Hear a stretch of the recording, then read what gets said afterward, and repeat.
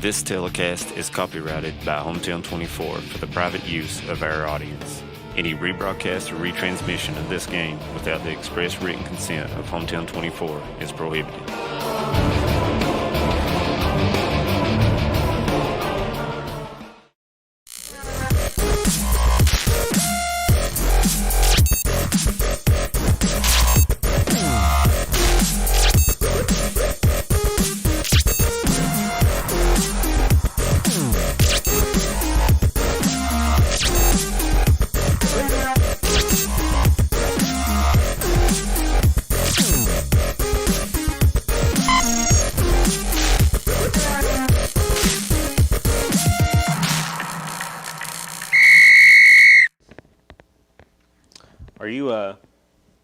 Are you busy? Can we start the show?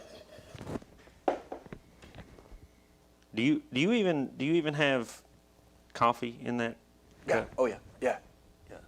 Folgers? Yep. Yeah. Are you good? Yeah. Yeah. I'm busy here. I can tell. I'm working. You know, we have there's this thing we do called Before the Whistle. There's a show. Yeah. I think we're on. Has it started? Yeah. BB's watching right now. Is that live? Yeah, that's live.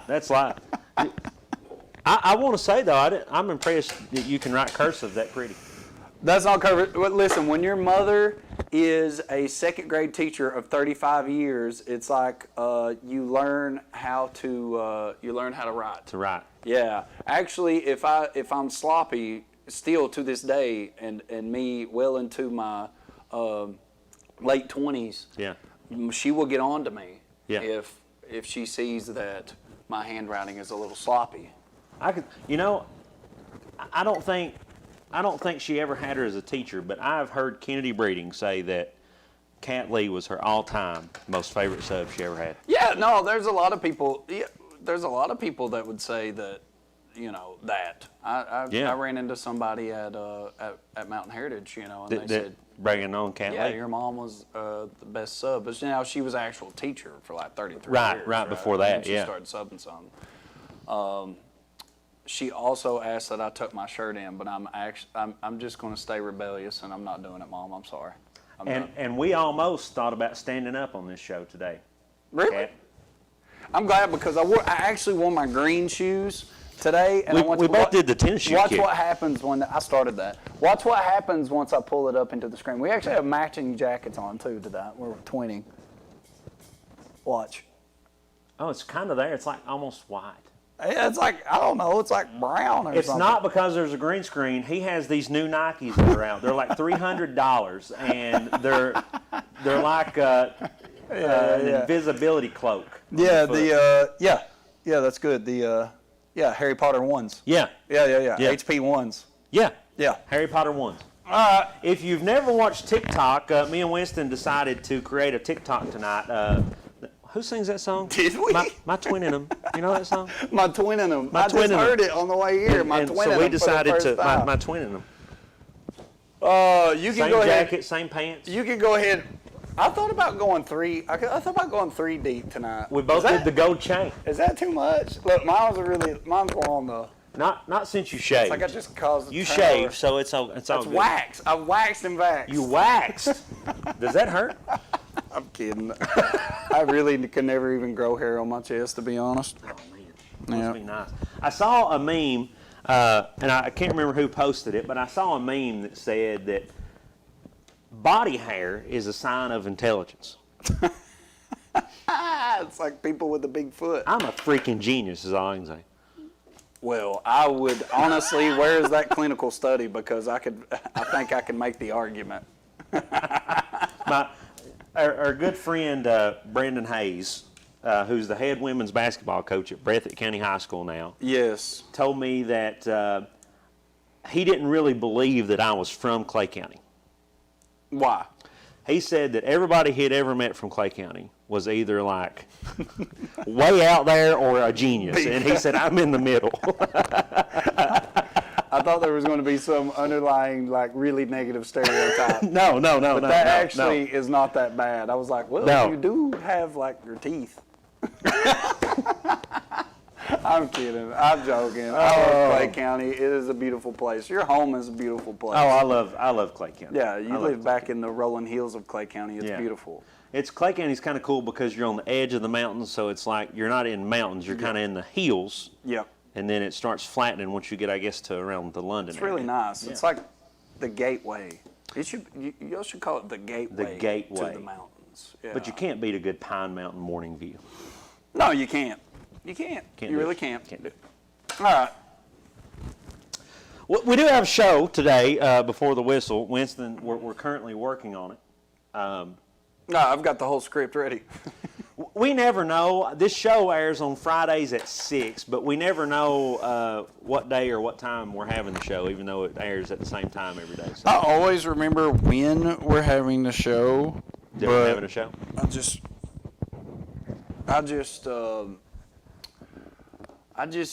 I have all these big dreams on Monday, and then as the work week continues on, it's like, oh yeah, it's Friday. There's a show today. People might not believe this, but teaching in a pandemic is a little bit of work. Thank you, God. I pray that we do not, for those of you at home that don't know, Jenkins has been virtual. We've been virtual for the past couple of weeks. Yeah. We had... Which don't mean it's easier. No, by no means. And I mean, you ask teachers and you ask students, like, I would by all means rather be in the classroom with my people. So it's been a long 2 weeks, but thankfully today was the last day. Now we're looking forward to next week. Monday. It's like the first day of school all over again. That's right. Oh, before I forget, we gave a shout out to happy anniversary for my parents last week. And I should mention that yesterday marked 4 of the Be careful. Be careful. shortest, longest years of my life.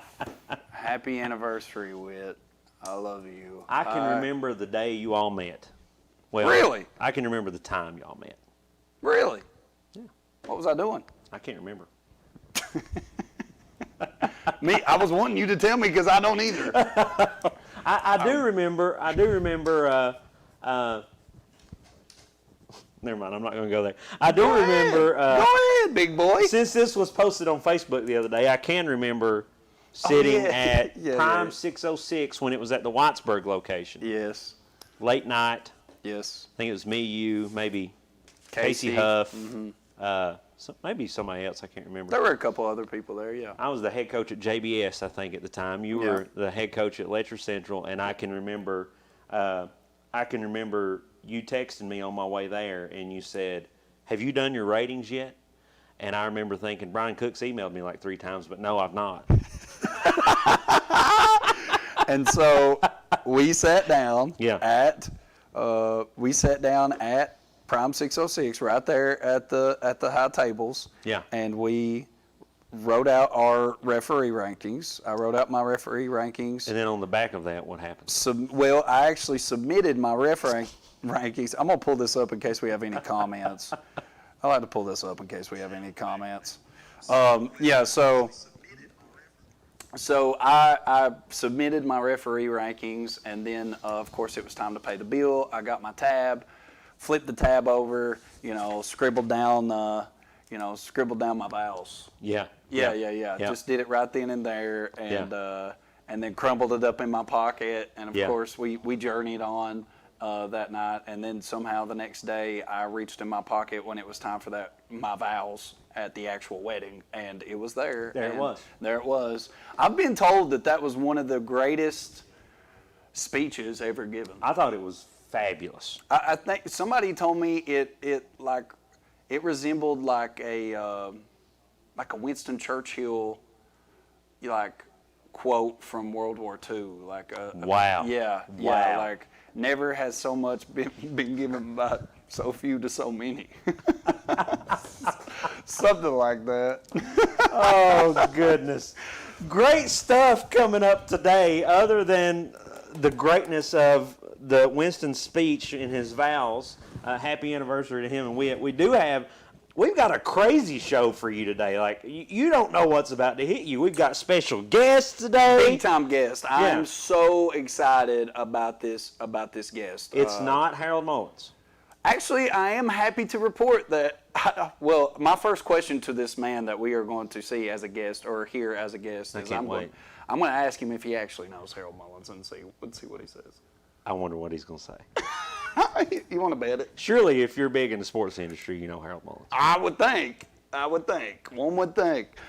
Big time guest coming up later in the show. And like I was saying, I am happy to report that Harold is back with us, and he's, that's a pun, he's back with us. Yeah, he is back. Yeah, he's back. Yeah, he's back. Back with us. Back in a big way, baby. Yeah. But Harold is back. You think he sold his golf clubs? No way. I could see him out there on the green and like putting it, like laying down like Happy a pool Gilmore stick. style. Yeah, like a pool stick. Yeah. I could see that. Yeah, absolutely. But could he get back up? Maybe he rolls. He rolls around on the green. Gets on a heel. Speaking of Harold, he's got Johnson, Central, and Perry tonight here live on Hometown 24. live. Right here. You're watching Before the Whistle. Which brings us to our first topic. Do Eagles fly? Do Eagles fly? Leslie County and Knott County actually played last night, random Thursday night game, so they played last night. Brought to you by Harold Mullins and David Adams. Absolutely, and Harold had lots of great things to say when he entered the studio to talk about this game. He did. He had great things to say. By the way, speaking of Leslie County, shout out to our great friend, Ryan Farmer. But Absolutely, shout out Ryan yeah. Farmer. We're so glad you're watching with us. One of our loyalists. Shout out CJ. Yeah. CJ Howard. Shout out CJ. Shout out to Coach Eddie Melton, who pulled off, I guess, what was a pretty impressive win last night. Absolutely. Well, Knott County comes to town. Both teams with one win on the season. Right. And Knott County goes into Hyden, Kentucky. And you got to think, even though Leslie County has a down year, you have to think that there's a lot of prestige around the program of the Leslie County Eagles. Right.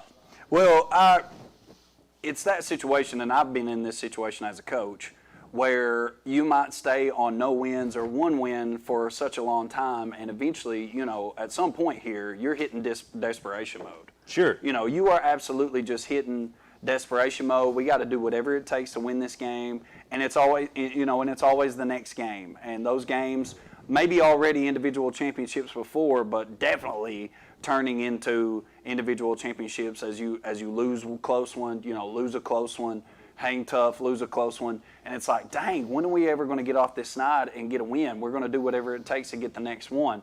And then especially as we're approaching now this halfway point, in the season, what are we going to do to better ourselves and get a win as we roll into playoffs, or get into playoffs? Yeah. As we know, we talked about last week, those top 4 teams from each district got to get into the playoffs. So it's not this automatic everybody's in.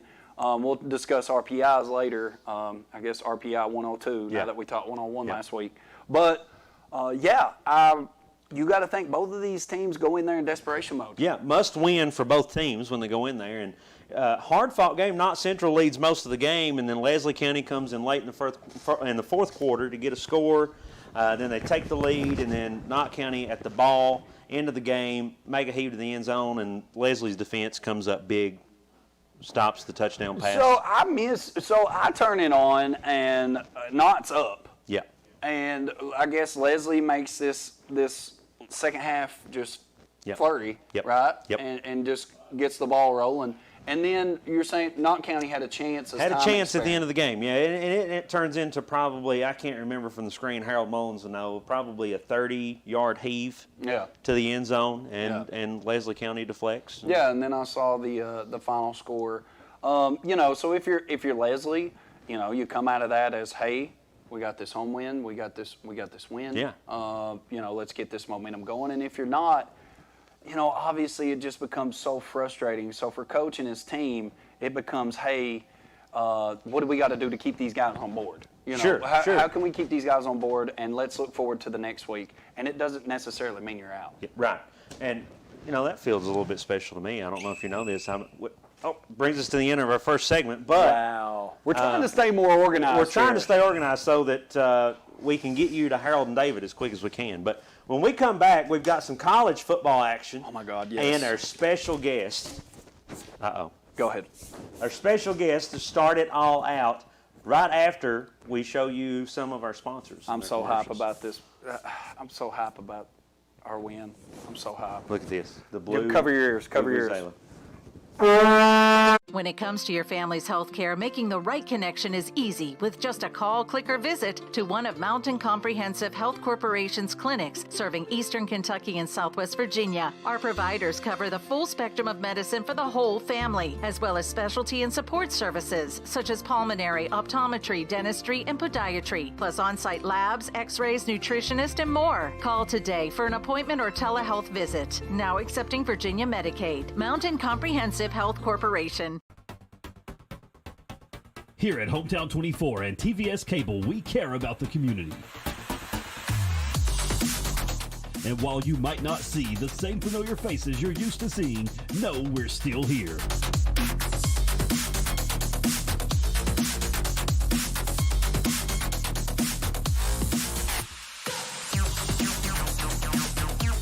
Bringing you live high school sports straight to your living room.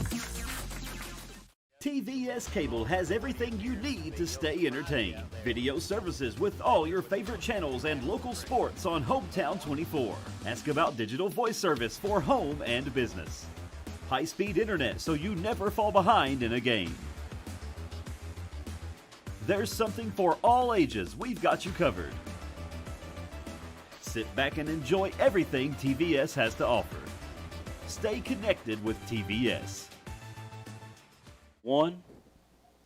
So, we are back and getting ready to speak about college football, and it's a perfect opportunity to introduce to you our guest on the show here tonight.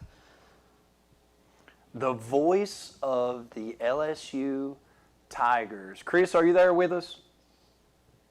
I'm here, guys. Oh my God! Yeah, man. So I guess this is sort of like a homecoming for you, right? Yeah, a little bit, man. It's good to be back in the bluegrass. We've gone way too long. I think 1989 when the family moved out to South Carolina.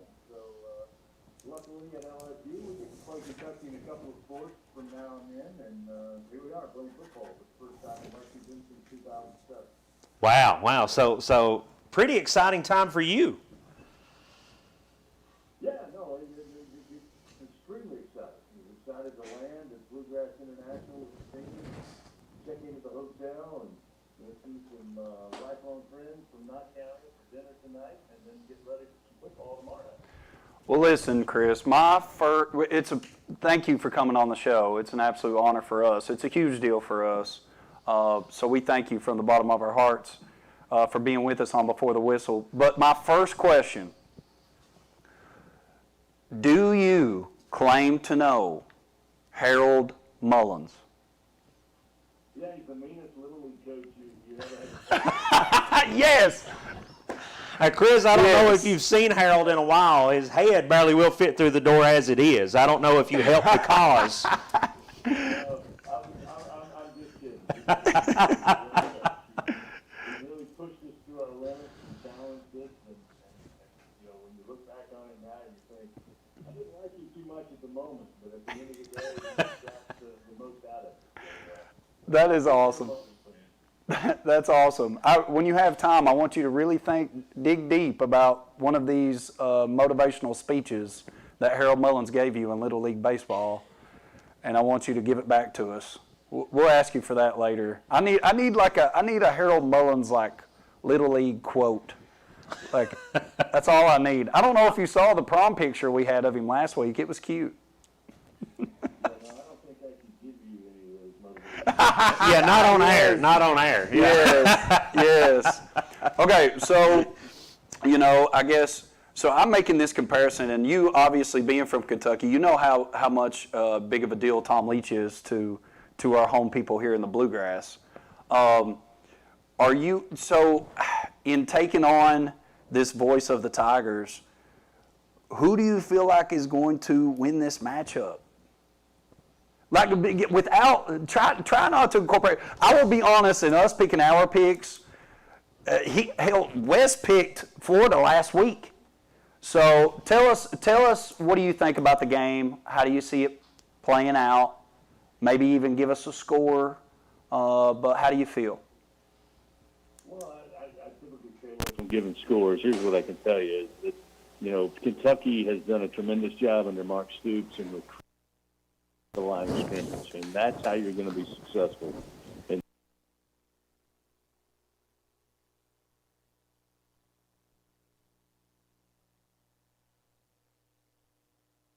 what they've done under Mark Stoops, and I think right now you're starting to see the fruit of that labor based on what they look like up front. LSU, on the other hand, has struggled to run the football all season long. Their offensive line has really been struggling. They struggled in week one. They've struggled every week since. Part of that is due to some injuries. Some guys they were expecting to have were not able to go. They're back for the second week. Last week against Auburn, they had a couple of those guys back, so this will be the second week. They may have a little more continuity. I think that it all comes down to who wins the line of scrimmage. And I think Kentucky is a team that typically does not blitz a lot. They like to play a little more zone coverage, a little more quarters. LSU's receivers are top-notch, and they've got about 7 of them. And you're going to see them rotate in all night long tomorrow. If LSU can, hold off the pressure, and Kentucky decides to just bring a 3-man, maybe a 4-man rush, LSU can have some success in the passing game. If Kentucky decides to bring a few more and see if they can disrupt Max Johnson early in the contest, it could be along that for LSU. So it's an easy way to describe it, but the fact of the matter is the battle will be won inside the trenches tomorrow night. And on paper, so far, Kentucky has the advantage. I agree, and I think that's, even though most people would say that sounds so easy, right? Like sounds so generic, like this thing. But it's the same for the SEC every single week. Is that whoever wins the battle of the trenches and whoever can get the pushes up front will ultimately win these games. And we've seen that. Great offenses, great defenses. You had that Ole Miss Alabama, last week that people were kind of like looking forward to, and it ends up being sort of like Alabama just absolutely dominates the line of scrimmage, and so there's just not much Ole Miss can do with that offense. So it's crazy. Tell us maybe a little bit about, last week was a thriller, and I know that was one that probably Coach O and the Tigers really wanted to get. Obviously, you want to try to get everyone in the SEC. But, man, I'm looking at this schedule rolling forward, and it's brutal. So is this a must-win game for the Tigers, you think? I don't know if I'd put it in the must-win, but it is going to get difficult moving forward. I think Pro Football Focus has LSU's remaining schedule the fourth most difficult in the country. Absolutely. Last week's game was one of those where, you couldn't score inside the red zone. They had 4 trips inside the red zone, had to settle for 4 field goals. Again, much like winning the battle on the offensive and defensive lines, if you're not scoring touchdowns in the red zone, you're going to struggle. And you hear the cliche, if you let a good team hang around long enough, they may just beat you. Yep. That's the perfect example last week. LSU led throughout the game until 3 minutes and 11 seconds to go. Auburn scores the touchdown. They get a 24-19 lead, and they sneak out of Baton Rouge with a victory, breaking a 10-game losing streak inside Tiger Stadium. So, yeah, I think emotionally it's a tough loss for LSU. One thing I know about Coach Ed Ogeron and this LSU team since I've been in Baton Rouge, when they're wounded, when their back's against the wall, that's not when you want them. To me, I think Kentucky has to avoid looking ahead to the matchup with Georgia and Athens next week in the SEC East, because there's so much emphasis on who can challenge Georgia in the East. So is it a trap game? I doubt it. Kentucky knows what the 3 letters on the front of that jersey mean, LSU. I don't think they're looking beyond the Fighting Tigers. But for LSU, it may not a must-win game, but they're an angry bunch. And they do pretty well when things aren't going their way and they've got a chip on their shoulder. So that's why I expect it to be a really good contest tomorrow. Chris, from a broadcast perspective, as a native from Kentucky, first time in a long time, as you mentioned, that you have been back into the Bluegrass to be able to cover this game. What's the excitement level for you, kind of touching off what Winston asked you a moment ago, that you're coming into a Kentucky team that is, for the first time in a long time, favored over one of these dominant SEC programs, and coming into the game 5-0, does it give you a little bit more excitement? And what's your feeling coming into broadcasting this game? Oh, you're going to have a little more pep in your step. I mean, Kentucky's trying to go 6-0 for the first time in 70 years. That statement alone tells you that the atmosphere at Kroger Field is going to be on 11. For me, as a young man, I took a lot of games in, several games at Commonwealth Stadium, formerly known. When Frank Kersey was coach, Gary Claiborne was coach. Obviously, when Hal Mummy had things running here, and even when Rich Brooks was head coach. So, you know, for me personally, it's going to be exciting to come back and be in that booth. For David Lepard called games, for Tom Leach called games now, but Ralph Packer called games. So, yeah, I think just the energy alone of 61,000 plus, trying to push their team to 6-0 on the season for LSU, trying to get the season back on track. It's why you do this. I mean, people ask all the time, why do you do what you do? You know, it's because you're at LSU and you get to have the best seats at the best venues across the country and the best conference in college football. So if you're not excited about that, you probably need to go do something else. Well, and you've got a great track record coming to the Bluegrass as far as exciting games. I guess the last time the Tigers came into the Bluegrass, you might have mentioned 2007. LSU ranked #1 in the country, coming in to face one of the best Wildcat teams we had seen in a long time, with Andre Woodson at quarterback. Maybe we just need to keep you on board as long as we can. How many years you got left? Because these are big games when you come into the Bluegrass. Yeah, both ends of the spectrum. Last trip, 2007, triple overtime, LSU #1 in the country. They would go on to win the national title that year, and they dropped it 43-37. And then you go back to 2002. Before that, it's the Bluegrass Miracle, where fans were hanging on the goalpost. They were much like last week, fans were ready to run out on the field. Wow. And LSU scores the touchdown with no time remaining. So there's been some great moments in this rivalry. This is the 58th meeting. Unfortunately, we don't play each other enough. Between 1974 and 2002, these two teams played every year. I'd much rather see LSU and Kentucky play football a lot more often. But so we're going to make the most of it. And, you know, who knows? Who knows what will happen tomorrow night when all is said and done? Yeah, I agree. Just real quick, and I don't want to put you in a spot, but there's been so much talk from the media about Coach O and just the struggles this year and last year. Is there any, and looking at the schedule moving forward, I mean, do you think that people, I guess not you, but maybe other people view him as being on the hot seat if LSU were to lose this game tomorrow? Here's the thing about LSU football, and I tell people this all the time. The national media will tell you who's on the hot seat, and that will change week to week. Right. When you're the head coach of the LSU Fighting Tigers, you're not judged week to week, season to season. You are judged play by play. Day to day, So right? Coach O knows what he got into when he signed up for the job here. He's also very good, much like I said about the team, when people are betting against him. But this is no surprise. You're 3-2 on the year. You're 1-1 in the SEC. At LSU, they expect better. He understands that. His team understands that. We'll see what happens when the season comes to an end. But I don't think that's the biggest concern for head coach Ed Orgeron. His biggest concern is beating Kentucky tomorrow night at Kroger Field. Well, Chris, on the flip side of that, you know, national media also has these rumors floating around with Mark Stoops and his recent success, bringing Kentucky to 5-0, possibly going 6-0, that he's going to be a very hot commodity across the country for open jobs. Do you feel like a little bit different than LSU football?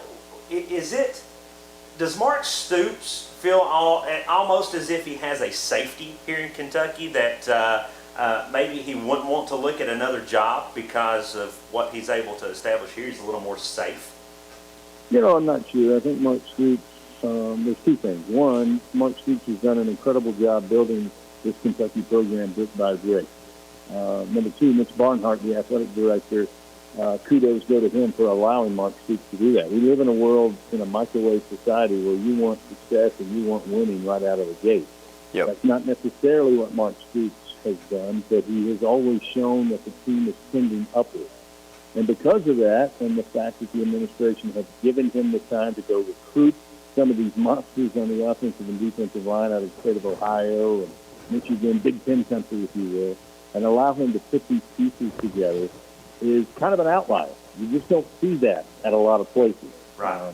So kudos to Kentucky, kudos to Coach Stoops.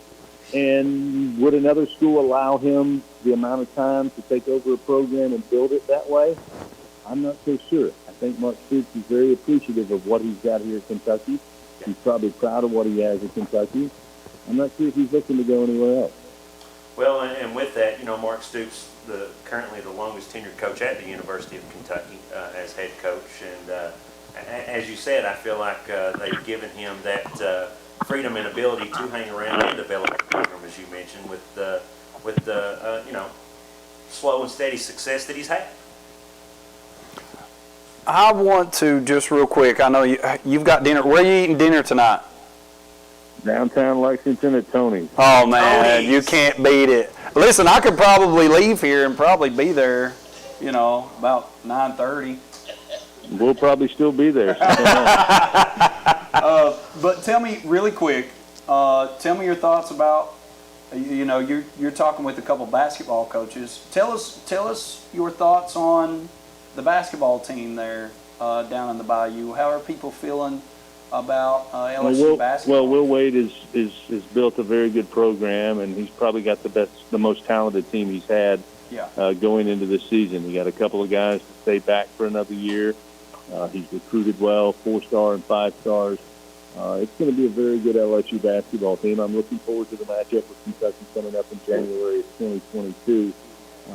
And LSU's taking advantage like a lot of schools. The talent gap between the Blue Bloods and the rest of the country is not as big as it used to be. Too many players, too much talent.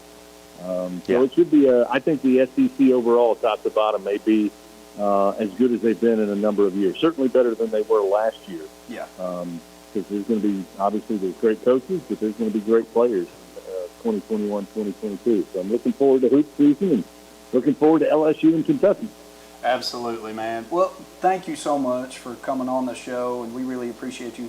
Feel free to shout out Winston and West tomorrow on the radio. Before the whistle. Just be sure you don't mention Harold Mullins, right? But thank you so I much, consider man. a lot of people back there in Knott County are family to me. So happy to join you guys. Looking forward to a great game, and whenever you guys need me, just let me know. Well, Chris, a good feeling for you has to be to know that you're always welcome back in the mountains. Since we've been on the air with you here for the last 15 or so minutes, my phone has continuously buzzed here on my table with people texting, "Oh, I remember Chris from this and that. Love Chris." So it has to be a good feeling to know you're always welcome and have family back here in the mountains.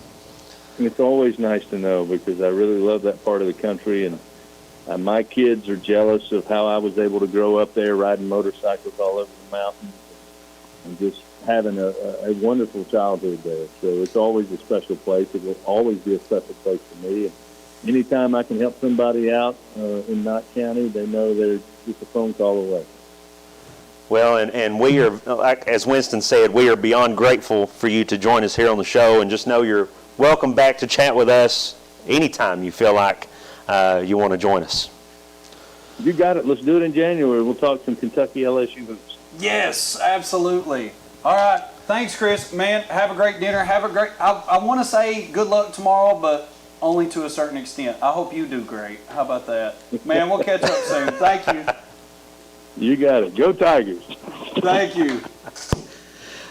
Great getting to hear from people like Chris Blair here on the show. Man, that's I know that a lot of people here glad to hear from him, and tremendous for us to get to talk to Chris. Absolutely. All right, when we get back, we're moving on. We've got UK, Florida. We've got UK, LSU. We've got some more high school football. We might even mix in some high school volleyball and soccer when we get back with Before the Whistle.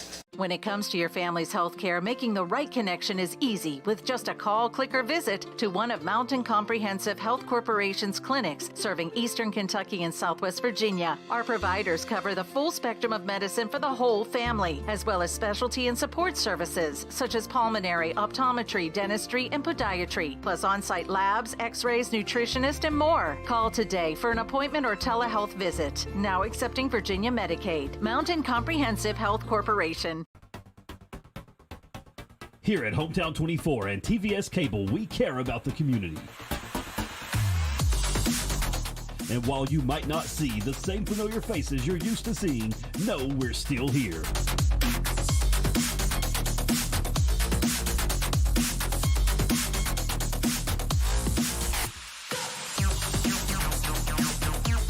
Bringing you live high school sports straight to your living room.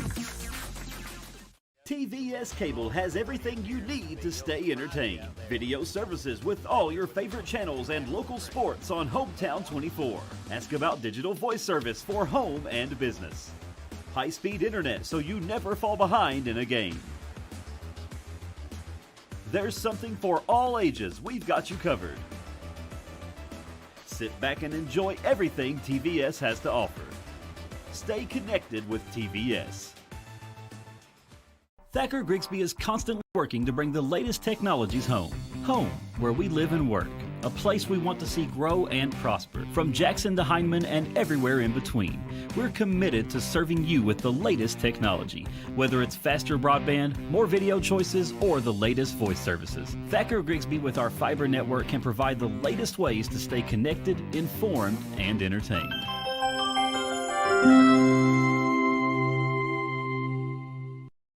At TVS Cable, we are committed to providing you with the best broadband available. Whether that be through expansion of our fiber-to-the-home facilities, new builds into previously unserved areas, or by launching DOCSIS 3.1, the latest technology in cable broadband. TVS Cable has always changed with the demands of Eastern Kentucky, and we will continue to make investments in our area because we care about Eastern Kentucky. It's our home too.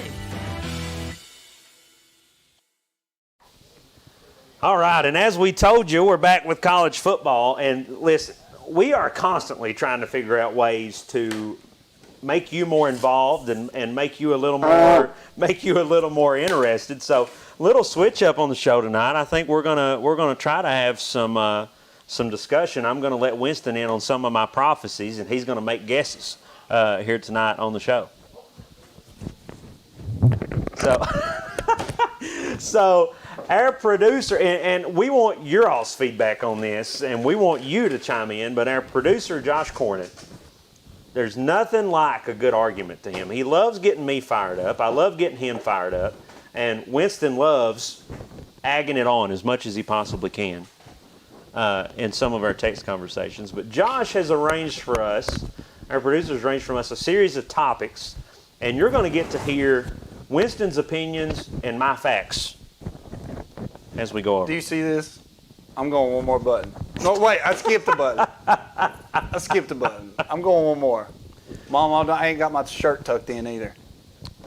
Kat, what are you going to... I don't want to show my chest tat. That's a joke. This is Arlie Lee's son. Okay, what's up first, What do you big got, dog? Josh? Mayonnaise!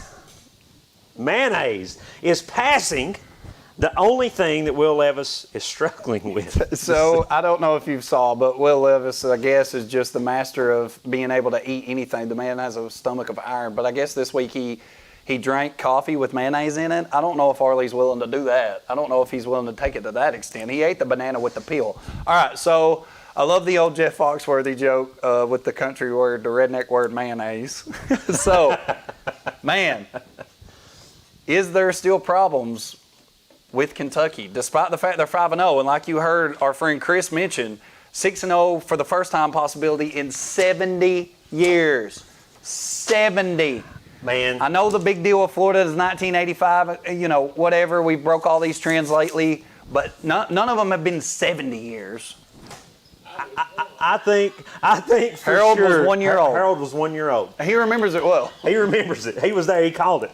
He called it color. So I think Yes, Kentucky's 5-0, and I think there's a possibility that they're about to be 6-0.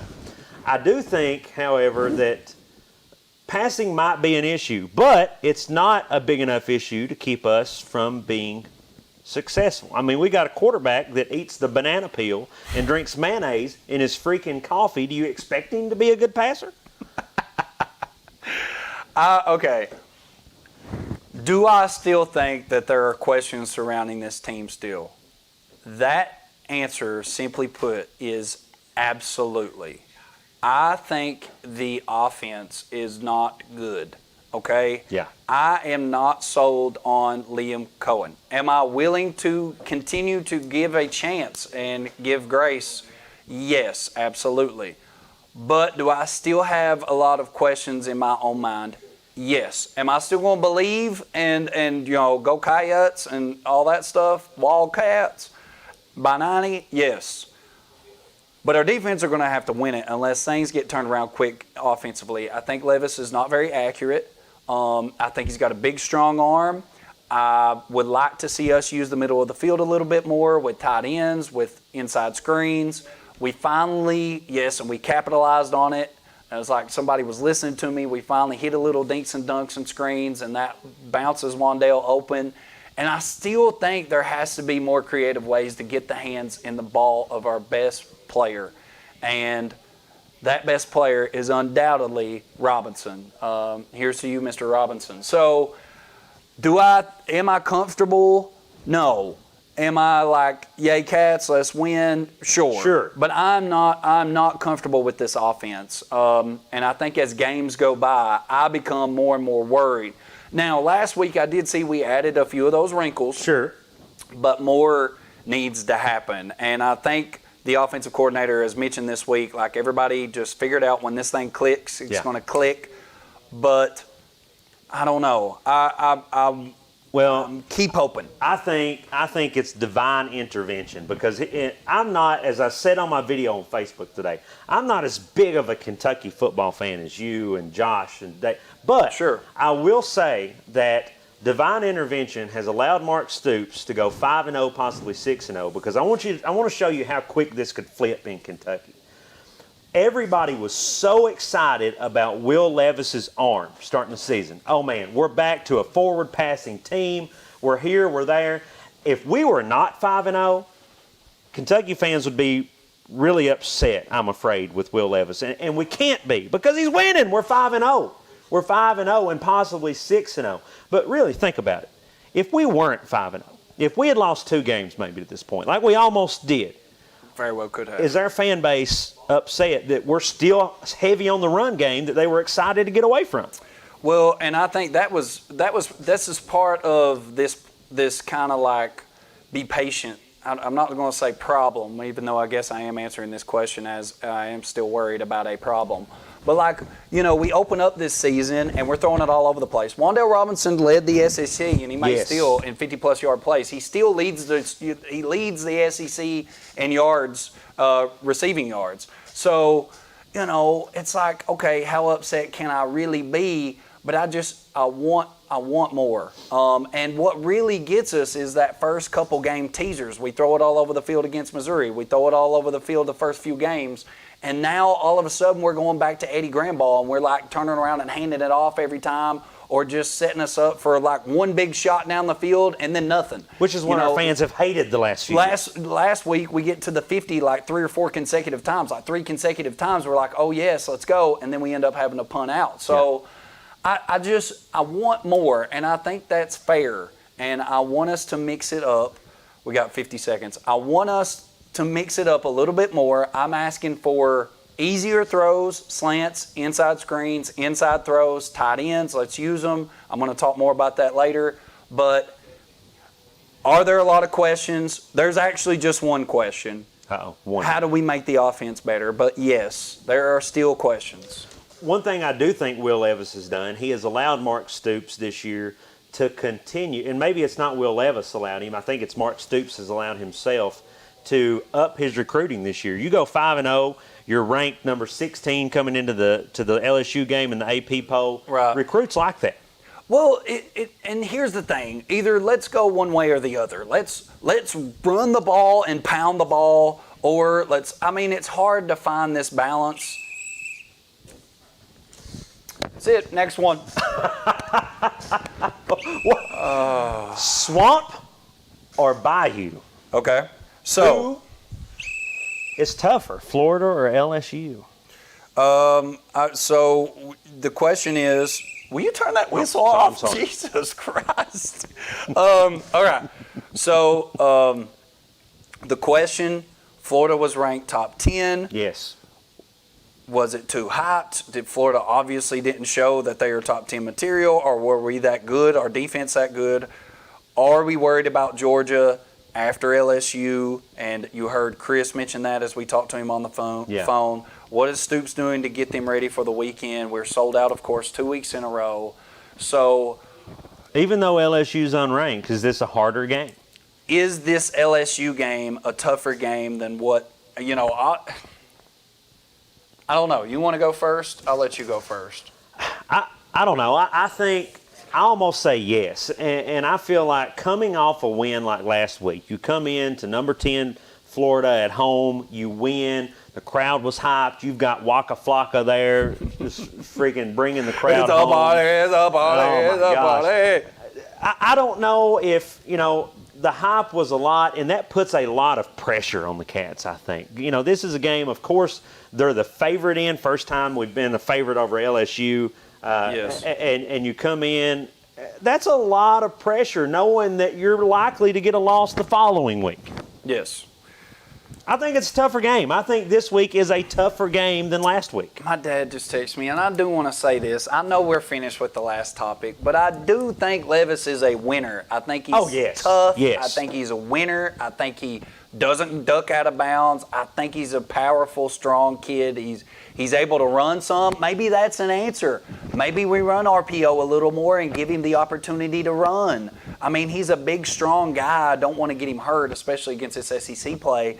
But maybe that's an answer. I don't know. And again, that's inside, that's a run, but it's also another wrinkle. Maybe it's mixing it. I don't know.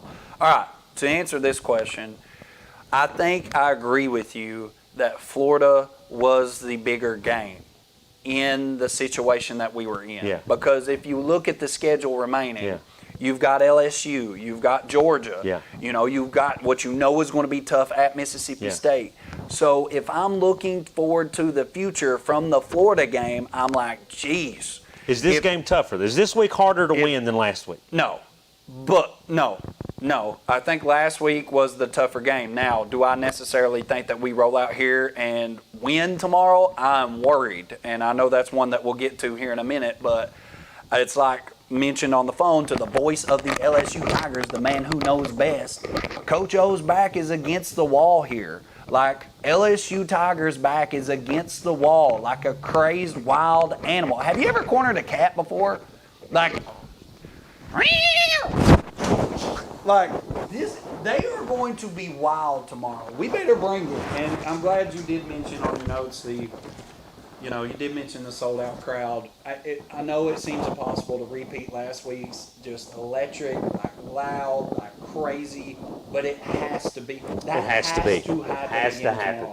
What, Florida get 10 penalties, 11 penalties for 100+ yards last week? That has to happen again. And the bad thing about it is, Coach O, last week, something that Dan Mullen obviously didn't do, is I hope that he had been pumping rock music in that stadium all week to get them ready for how loud Commonwealth Maybe some fake crowd sounds is going to be tomorrow night.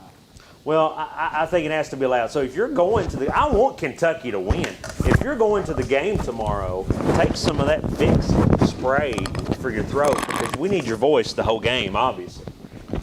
My chain got my mic. Look at him. Look at him. But yeah, I'm going to almost disagree. I think this week is going to be harder to win. I think this is a tougher game. I think that LSU is not an unranked team. I think they're very capable of being in the top 20 in the AP poll. Now, they have lost games that have prevented them from doing so. However, I think 6-0 just adds so much pressure on top of LSU being a dang good team. I think this is even though we're a 3-point favorite, I don't know that Kentucky should be the favorite going into this game. And you mentioned that talking to the voice of the Tigers also is that, man, like for the first time, when's the last time have we been favored against LSU ever? I don't think ever. I mean, probably never, right? So that also is scary. Like, you know, like all these games that we've won in the past that have been Mark Stoops' signature wins, we've never been like the favorite. And so tomorrow, for us to even be the 3-point favorite, which we're going to get to that later as well, it's scary. I do think the Florida game was tougher. Oh. Next. What do we got? Bring it up. Ooh. I'm looking rough. Can somebody not fix my collar? I bit off too much here. By the end of this show, I think you're going to be nude. I've got a button in my back. Can we censor? Do we have the capability to censor things on this screen? Do I need to put a piece of tape over the camera? All right, I'm good.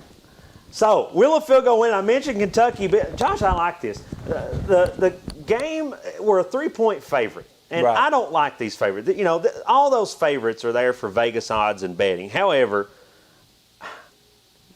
are we really a 3-point favorite? No, no. No. Do you think the country literally says, "Oh, Kentucky's a 3-point favorite"? Now, if you're asking me the score for tomorrow, I'm saying I'm going with the exact. I hate to be generic. Oh, like this chain, but.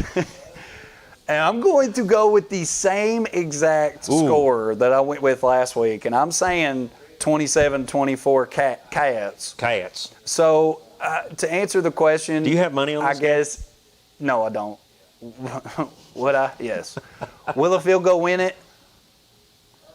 Yeah, but in my mind, like if I'm somebody betting this game and I am no bias toward the Tigers or the Cats, then I'm saying this is a 50-50 game. Like this is absolutely a 50-50 game. Neither team is favored. LSU's back against the wall, and you know Kentucky gets the benefits of what we had talked about in the previous topic of a loud Commonwealth and being at home and possibly going 6-0 for the first time in 70 years. But I think this game is a toss-up for me. I worry about Kentucky's track record of when we do become a favorite. If you can remember back to what Chris was talking about in 2007, we beat number 14 Louisville, we beat number 1 LSU, and we come in as a favorite over Florida. Yeah, listen, I mean this with all like not like very unsensitively. I say this, but it's almost listen to how we're talking.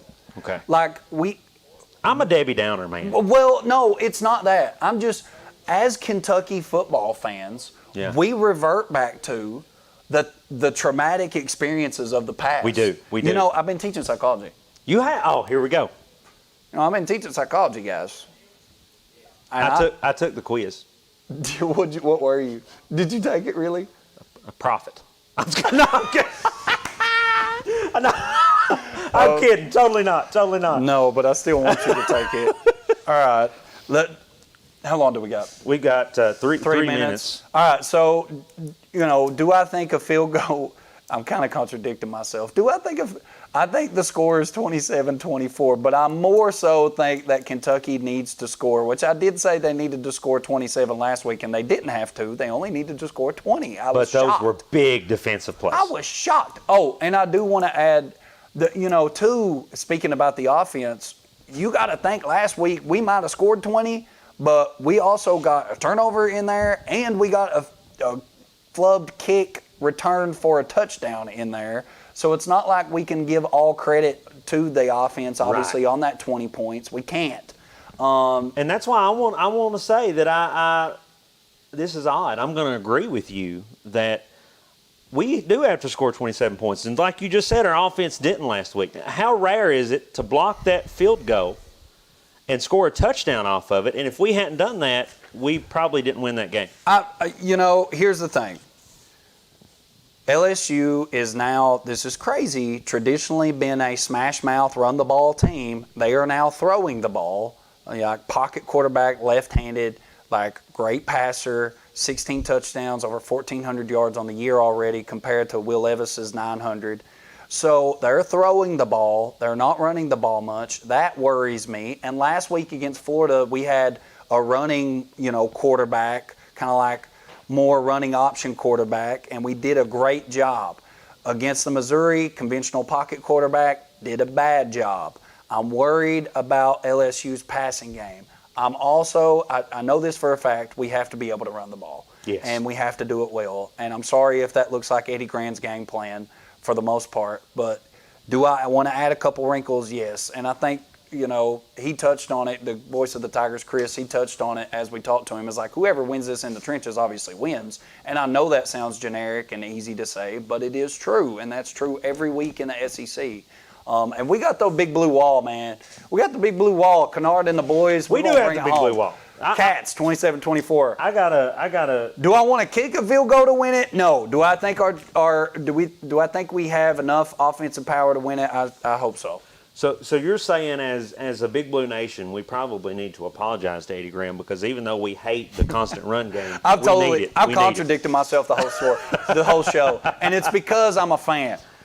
This is extreme bias. We talk about that in psychology. We hate the run game, but we need the run game. You do. Now, do I want something else? Yes. Is that too much to ask? Is it too much to ask? Mom, meatloaf. The hold up, are you serious reference. Let's take a break. We need to talk to our sponsors for a minute. We got to get ourselves together. When it comes to your family's health care, making the right connection is easy with just a call, click, or visit to one of Mountain Comprehensive Health Corporation's clinics serving Eastern Kentucky and Southwest Virginia. Our providers cover the full spectrum of medicine for the whole family, as well as specialty and support services such as pulmonary, optometry, dentistry, and podiatry, plus on-site labs, x-rays, nutritionist, and more. Call today for an appointment or telehealth visit. Now accepting Virginia Medicaid. Mountain Comprehensive Health Corporation. Here at Hometown 24 and TVS Cable, we care about the community. And while you might not see the same familiar faces you're used to seeing, know we're still here.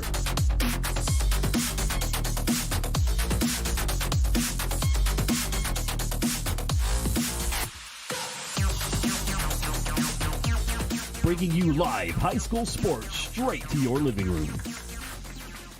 TVS Cable has everything you need to stay entertained. Video services with all your favorite channels and local sports on Hometown 24. Ask about digital voice service for home and business. High-speed internet so you never fall behind in a game. There's something for all ages. We've got you covered. Sit back and enjoy everything TVS has to offer. Stay connected with TVS. Thacker Grigsby is constantly working to bring the latest technologies home. Home, where we live and work. A place we want to see grow and prosper. From Jackson to Heinemann and everywhere in between. We're committed to serving you with the latest technology. Whether it's faster broadband, more video choices, or the latest voice services. Thacker Grigsby with our fiber network can provide the latest ways to stay connected, informed, and entertained.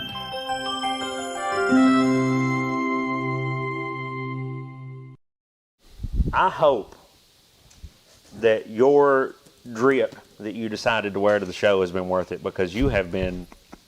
No, it wasn't. All right, Wit, you win. It wasn't worth it. Did Wit try to tell you this? She tried to tell me not to wear it, and I wore it anyway. It stinks. It's fake. It has gotten in my way the entire night.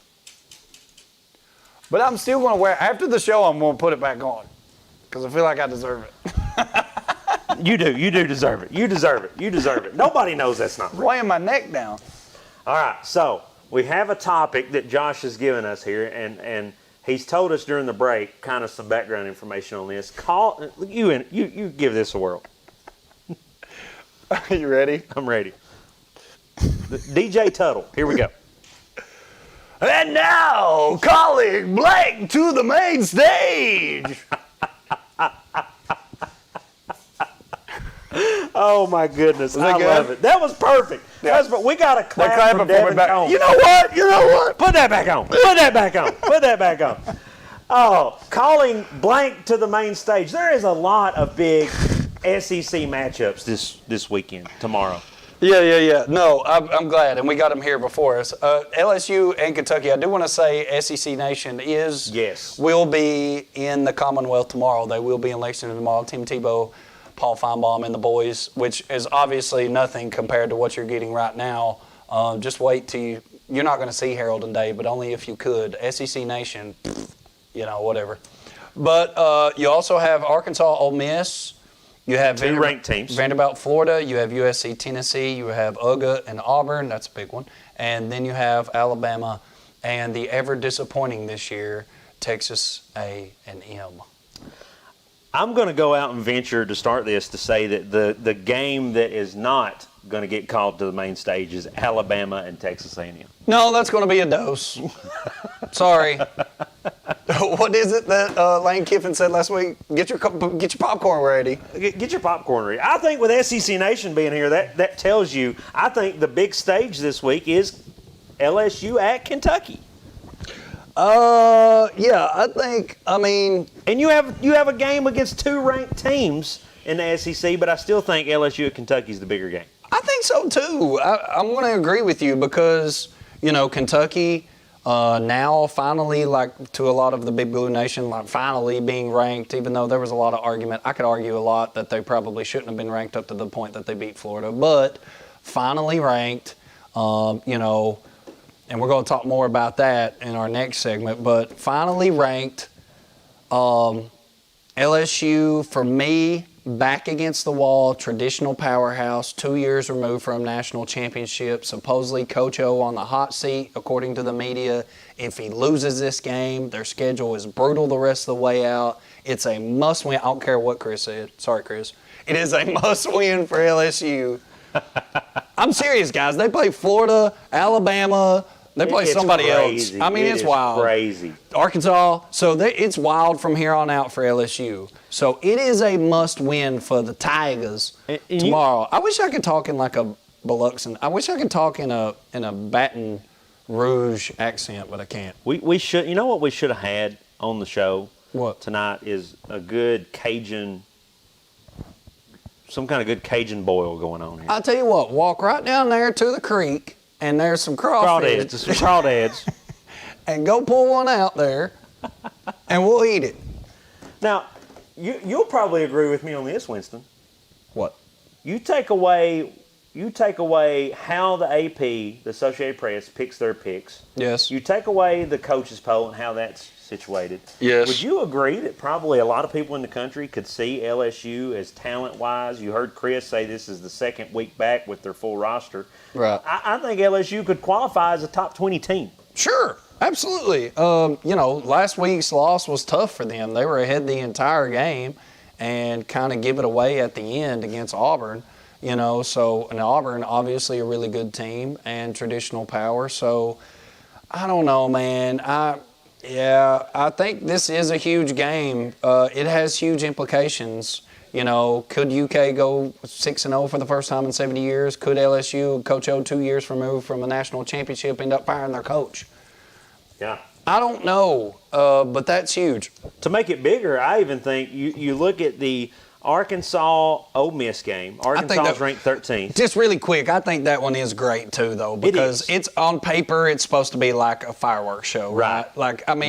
Theoretically, and this never works out theoretically, but theoretically, this game is like well into the 30s, maybe into the 40s to decide who wins this game. It's a shootout. So Arkansas, Ole Miss on paper looks like a lot of fun. But with Arkansas ranked 13th, Kentucky is ranked 16th. You've got to think if Kentucky beats LSU, is 6-0, we're going to move above Arkansas. If Ole Miss wins that game, we're going to move up probably closer to a top 10 spot, maybe. We're not ready for that yet. I think it's a bigger game, and I think if you beat LSU and you move up a few spots in the poll, I think the following week against Georgia is one of the biggest games in the SEC.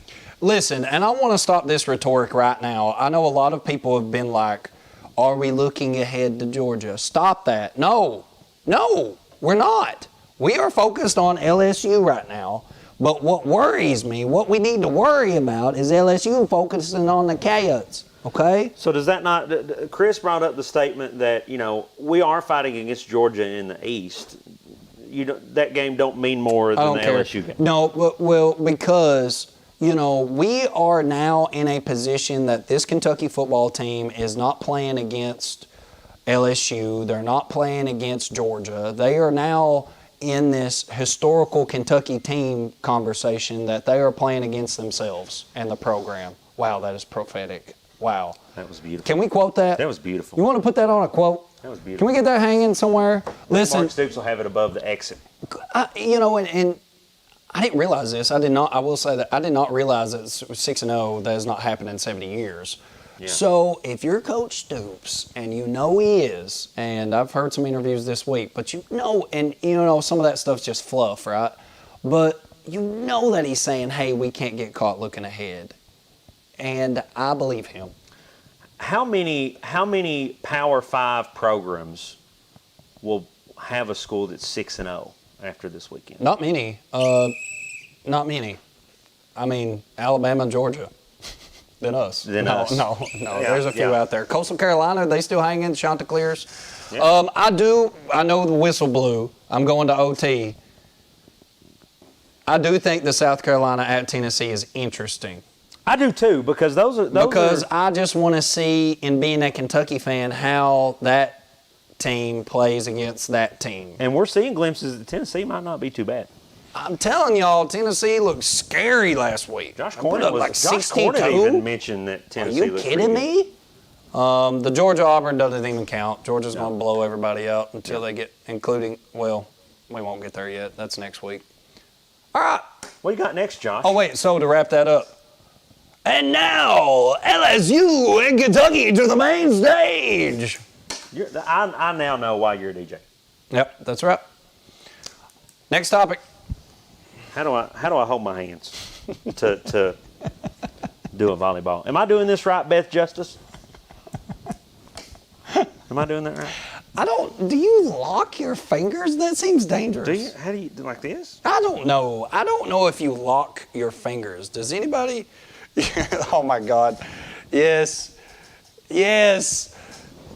Katie Sloan is giving my chain love. I feel it. I feel the love. Now, Katie. Thank you, Katie. I feel the love. Let me throw out there, Katie. You've not been on a show with me and Winston yet. You don't know what you just did.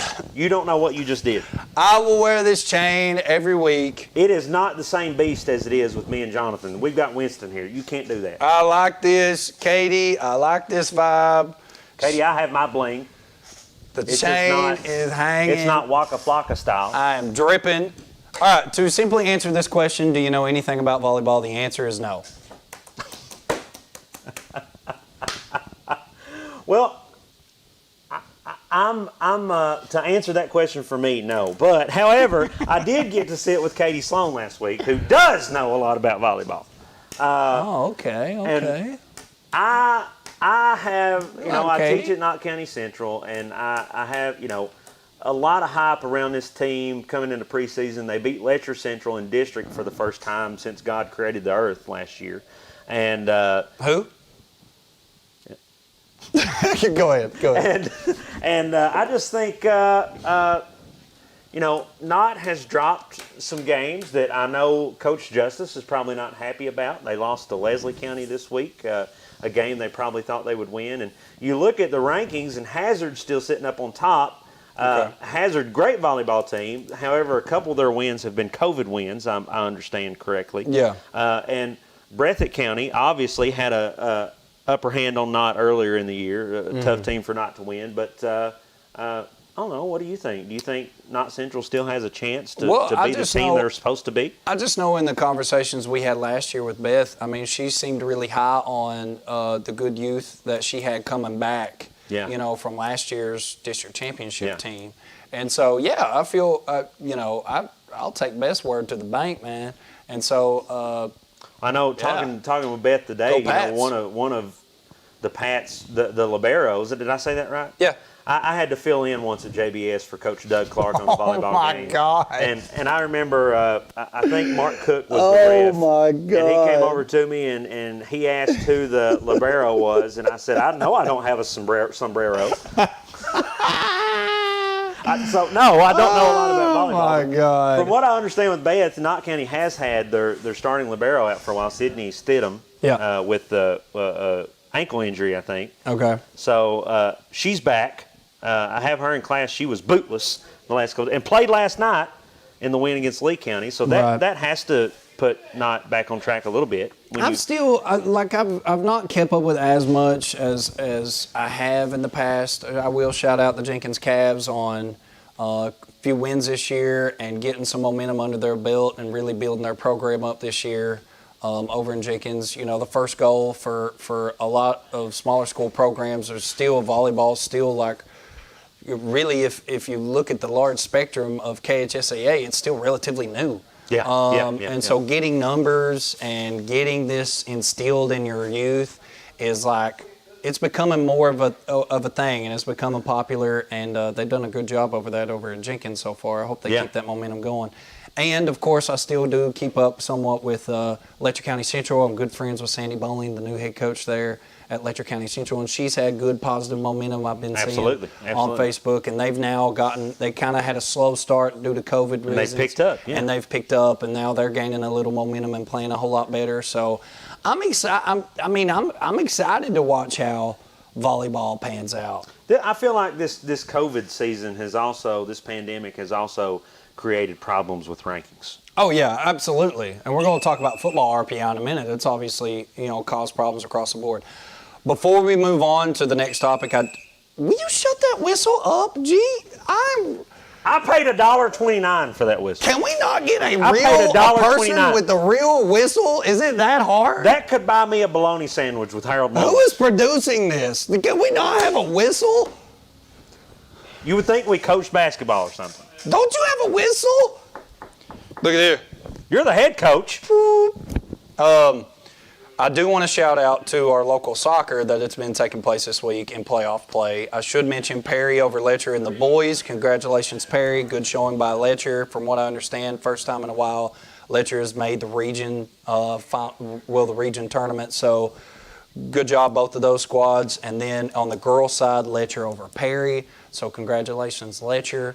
Congratulations, Perry, on making it to the regional round. So good luck to all those teams and all of our local volleyball teams that may still be playing out there. And I think that's another sport that you're going to see a whole lot more momentum start to build over the next few years, along with volleyball. Only thing I don't like about Letcher County soccer is that, have you ever tried to get into Islip double quick when the soccer team's going on a road trip and they stop there first?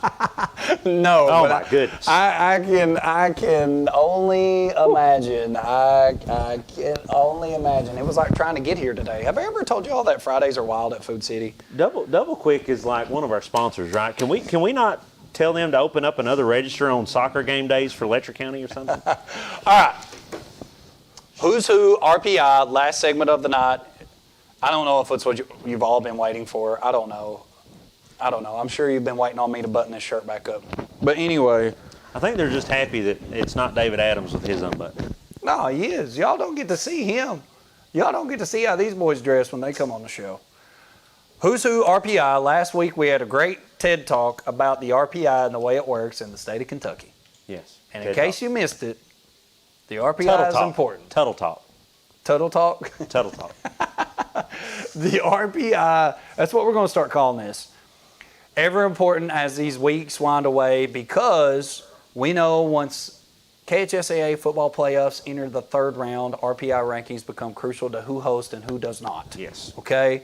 Your playoff district seeding is based on your district record, and that'll take care of you the first two rounds. Third round moves immediately to RPI. So for a lot of our teams looking to compete beyond the district championship, which is a few, RPI becomes crucial. Especially weird with the COVID year, like you talked about.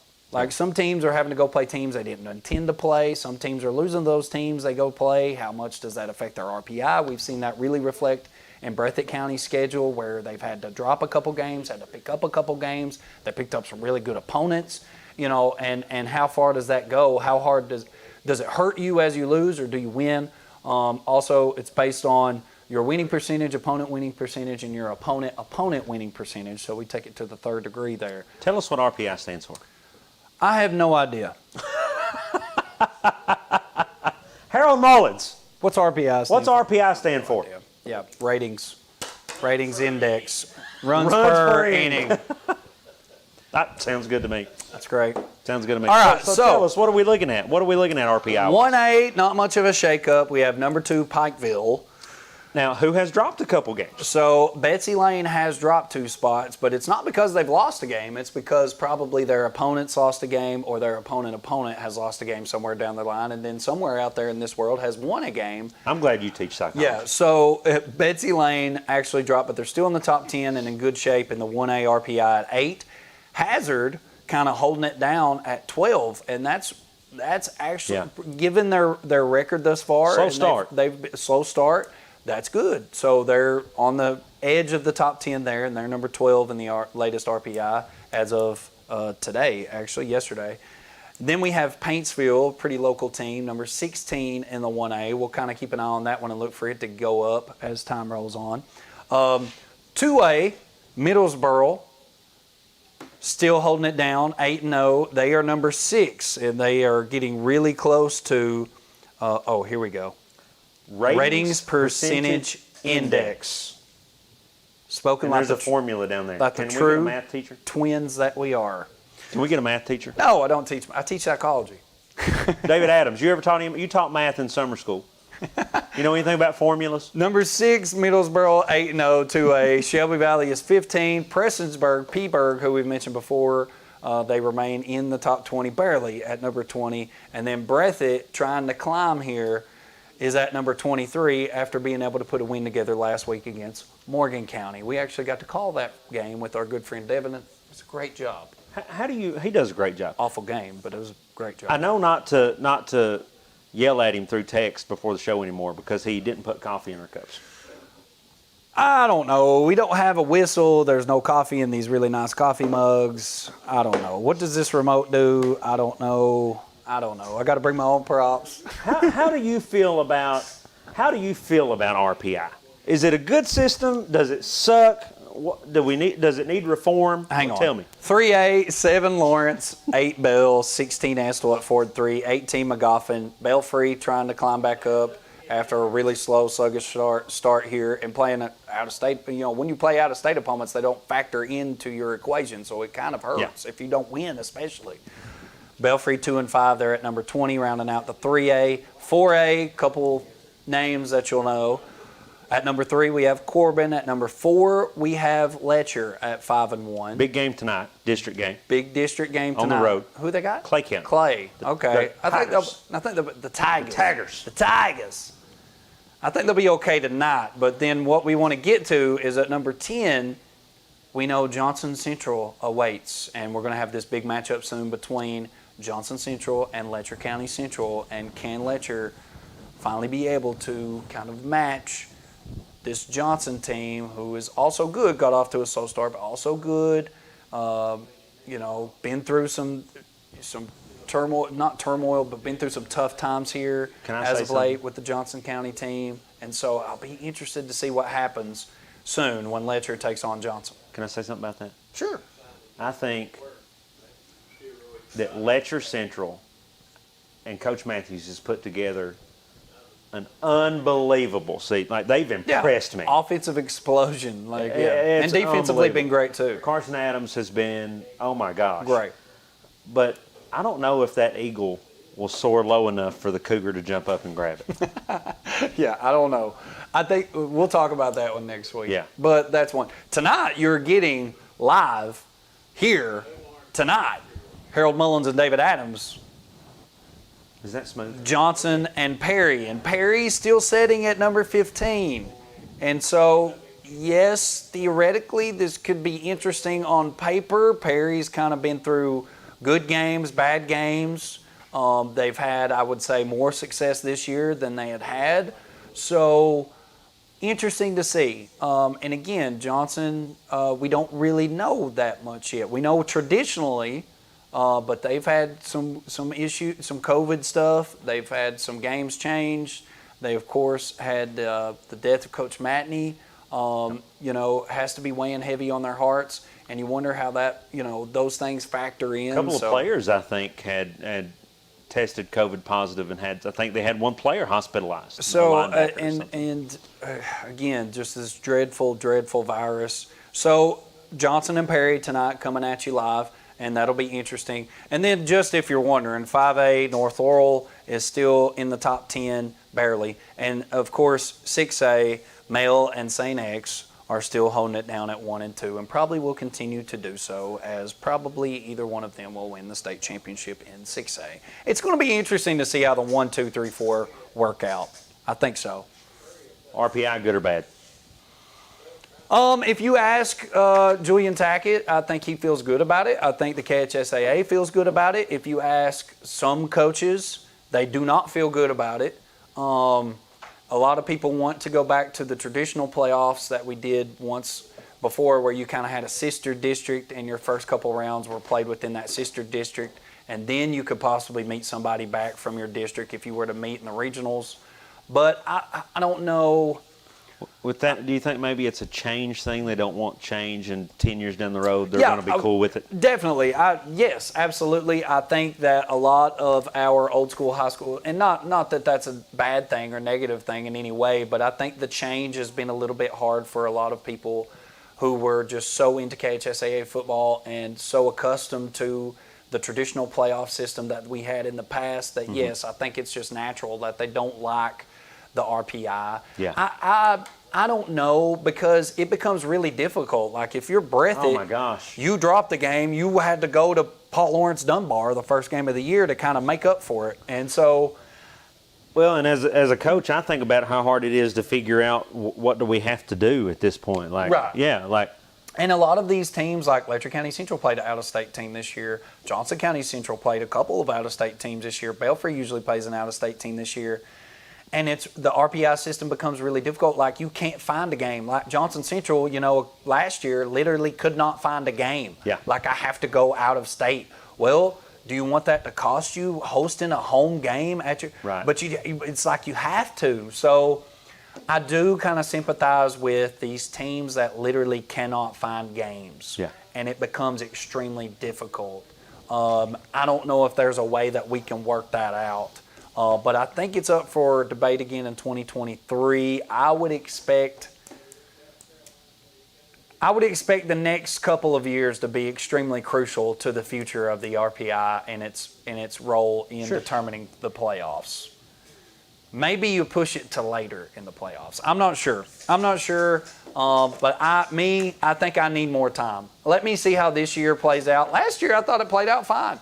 I thought it went fine. You had the COVID issues, but I think let's see how it rides out this year and next year before we get to jumping off the RPI wagon. We'll see. Immediately, a lot of people are like, nah, but we'll see. Is our crew in Hazard tonight? Or do we have Andrew Gibson with the camera in hand? Are we ready for some football? Are you ready for some football? Hopefully it's not as party. foggy as, was it Perry that game was so foggy that one week? That we Hopefully couldn't it's not see. that foggy. Oh, dang it. I had another song to sing tonight, and I forgot to sing it. I'm sure I'm breaking all the copyright laws. What was it? Was it My Twinning 'Em? No, but that's another jam. It's catchy. It is so catchy. So catchy. Here you go. Hey, wait. Wait. Adele. No. Not hello. Kentucky offense, 5-0. Every rose has its thorn. That's nicely placed. That was nicely placed. Can we please open it up tomorrow? Safely? That's what I'm leaving with. Football coming up. Thank you so much for tuning in with us. Special thanks on behalf of our guest today, Chris Blair, the voice of the LSU Tigers. We leave you with this serenade from DJ Tuttle, a.k.a. Coach Winston Lee, before the whistle. Thank you to all of our sponsors. Thank you to our mothers, our wives, our fiancés, our brothers, our sisters, and most of all, you, guys like Ryan Farmer, our loyal fans. We love you. Before the Whistle, presented by MCHC. David and Harold, when we get back.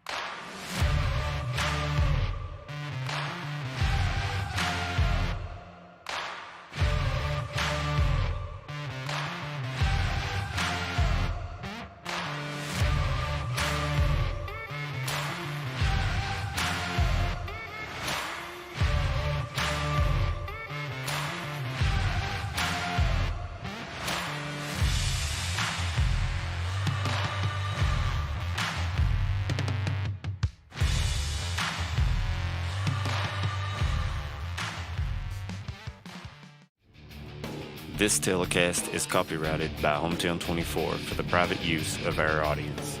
Any rebroadcast or retransmission of this game without the express written consent of Hometown 24 is prohibited.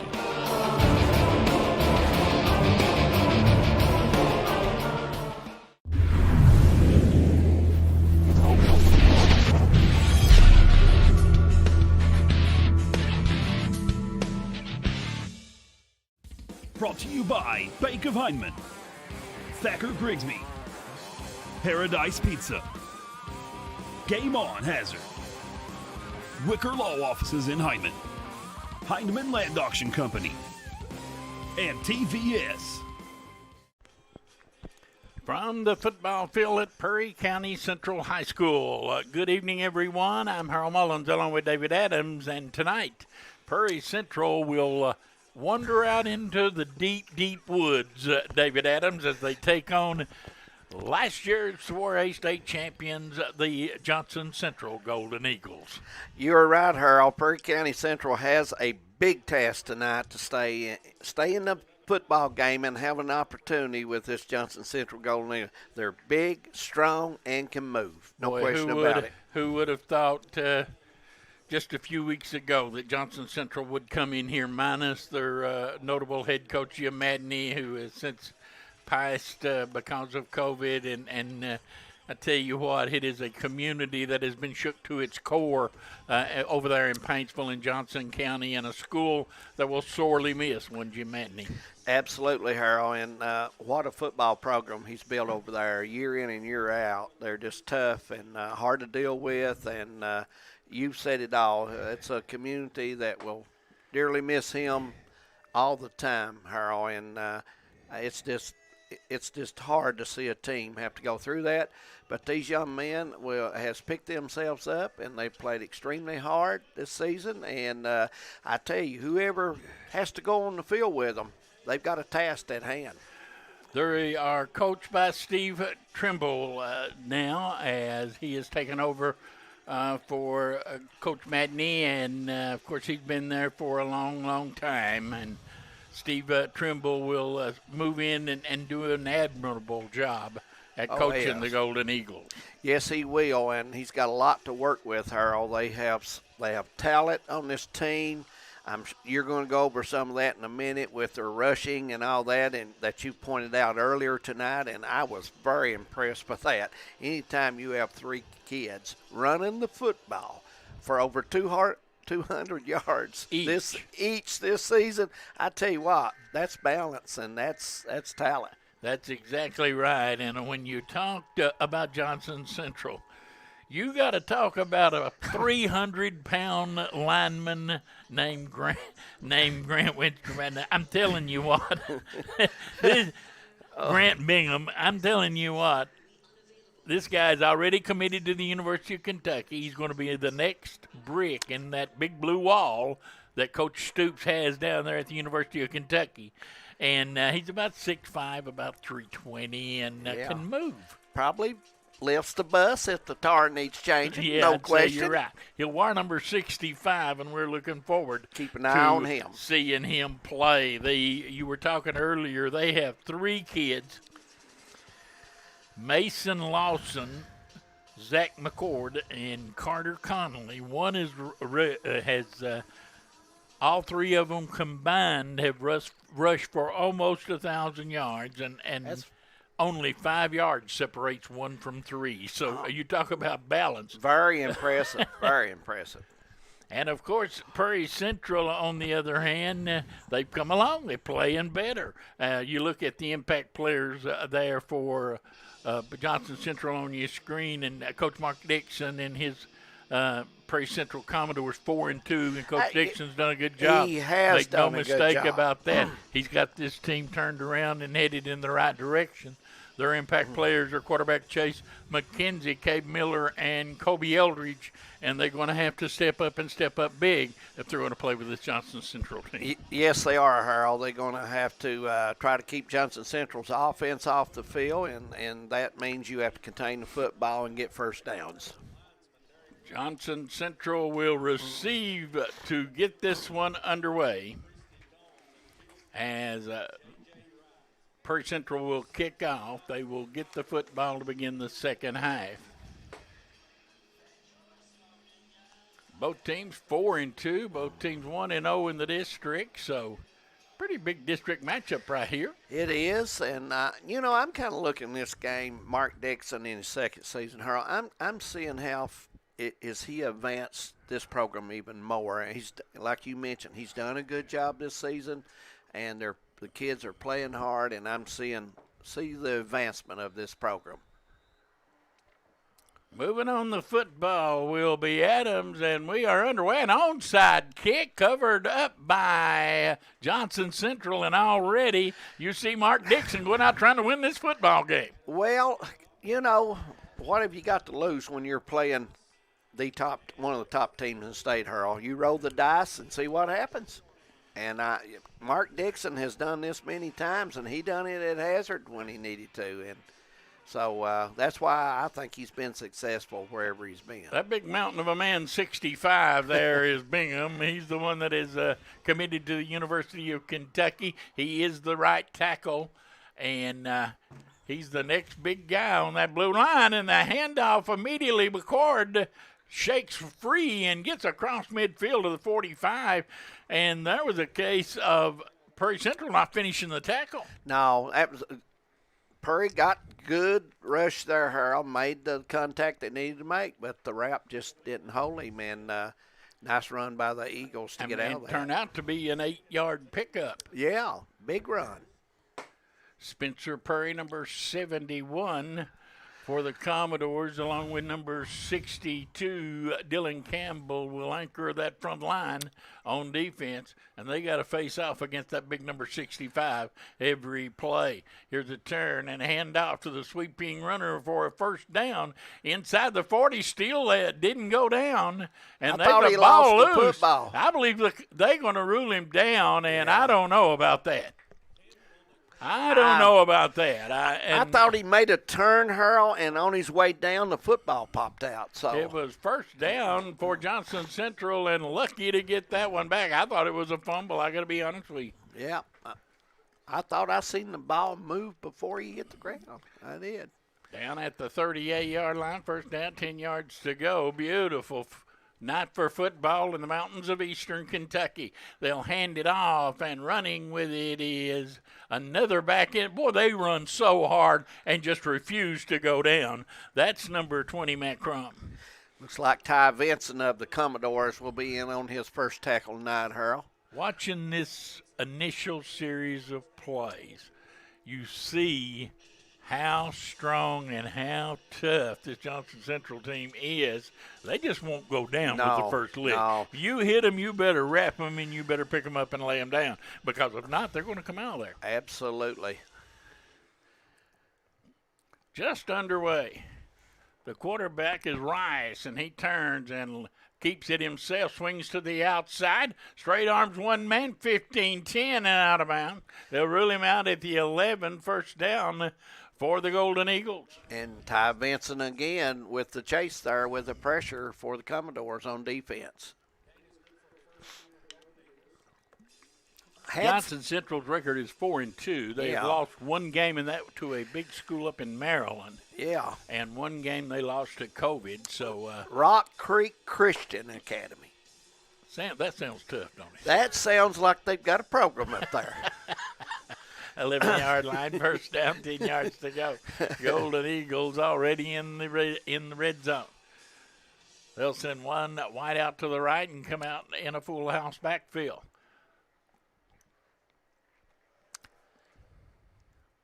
Rice leaves it off, fullback up the middle and down inside the 10 to about the 8-yard line, and that was number 11, or correction. Number 11 on defense was Browning, and also he had help there, Harold, number 36 for the Commodores. That is Griffey, and, you mentioned before that, Harold, the speed and the strength and the running power of Johnson Central.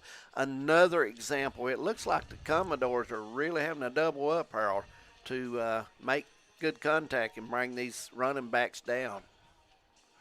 Rice this time will have Chase Price in the backfield. Boy, they got a stable of running backs, don't they? And Johnson Central Rice pulls the Commodores offside. Yeah, Coach Dixon didn't want that. It's they're getting good yardage on these runs anyway, and you don't want to make it easy for them. Referee consulting with his crew, and I don't know what there could be to talk about. Obviously, 3 Commodores jumped offside.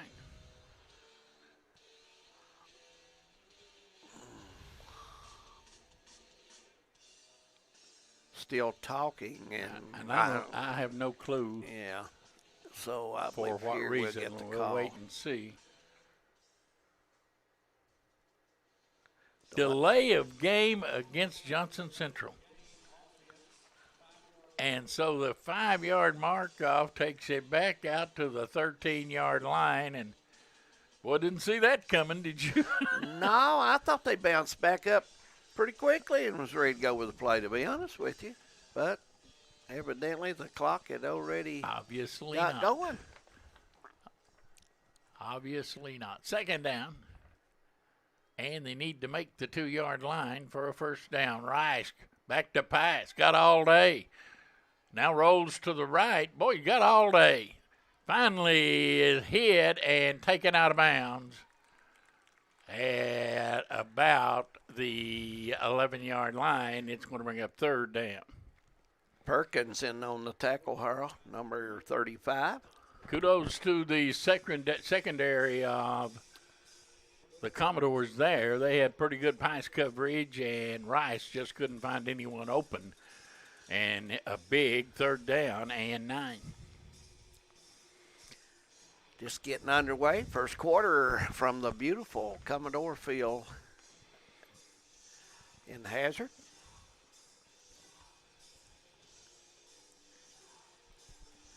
Going back to that penalty, I did not see the back judge throw a flag. I surely didn't. Third down, Rice turns, pitches it back, got a room to the outside, and a good tackle there by Vincent.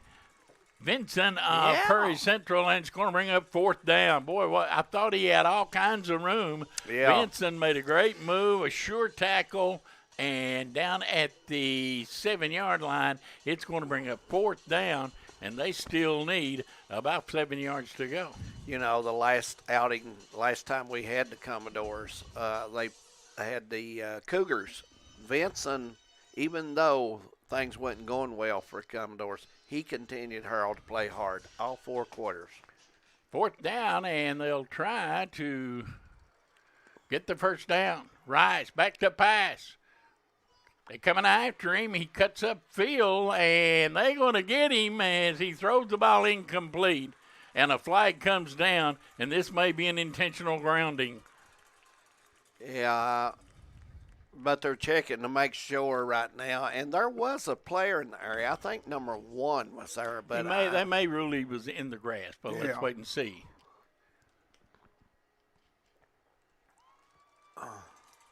Yeah, there was a receiver in the area, so wave the flag off. Yeah. And the Commodores have made a big stand. That's got to mean a lot to their confidence right there. Absolutely. Football will be all the way back at the 8-yard line where McKenzie will bring his troops to the line of scrimmage. First down and 10.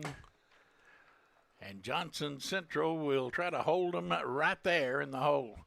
Turn, hand it off. First back through and getting room to the outside across the 10 and out to about the 13-yard line comes number 13, and that's Cade Miller. Tackled by Johnson Central, McKenzie, number 10.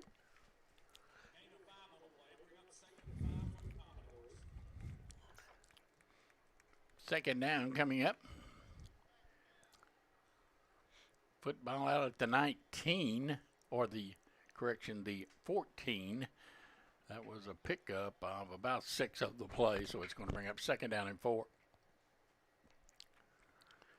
McKenzie again up the middle and across the 15 to the 16. as they run straight ahead. I don't think Coach Dixon is wanting to put the ball up here, at this part of the field, Harold. I think he's going to try to maybe get the first down if he can by running the football and giving himself a little room. They need about 3, third down. McKenzie will keep it himself, bounce off people, but I believe he's going to come about a yard short. Big body there, Chance McKenzie. Yes, but, he is. Good size. I believe he's going to be very close, but maybe a yard short. What would you do on this, Harold? I'd kick the football away. I believe I would too. But we will wait and see. That is a little closer than what I initially thought. It's across the 18-yard line. I think they needed to make the 19. If so, they're going to be about a half-yard short. They'll bring the chains in from the far side of the field, and we'll get a measurement here. That would be a good job for Wes and Winston right there. Run the chain gang at a ball game. I had the privilege of running the chain. I know you used to be the chain man. Yeah. And I want to tell you, it's the best seat in the house to watch the football. Tremendous seat. Yes. And it is a first down. So what I thought was a half of the length of the football short it was very turns out close. to be a first down, and the Commodores come out of the hole a little bit, first down and 10. McKenzie has Miller set behind him along with Eldridge. 2 wideouts to the left as he'll go out of the shotgun. McKenzie will keep it himself and bull his way across 20 to the 22.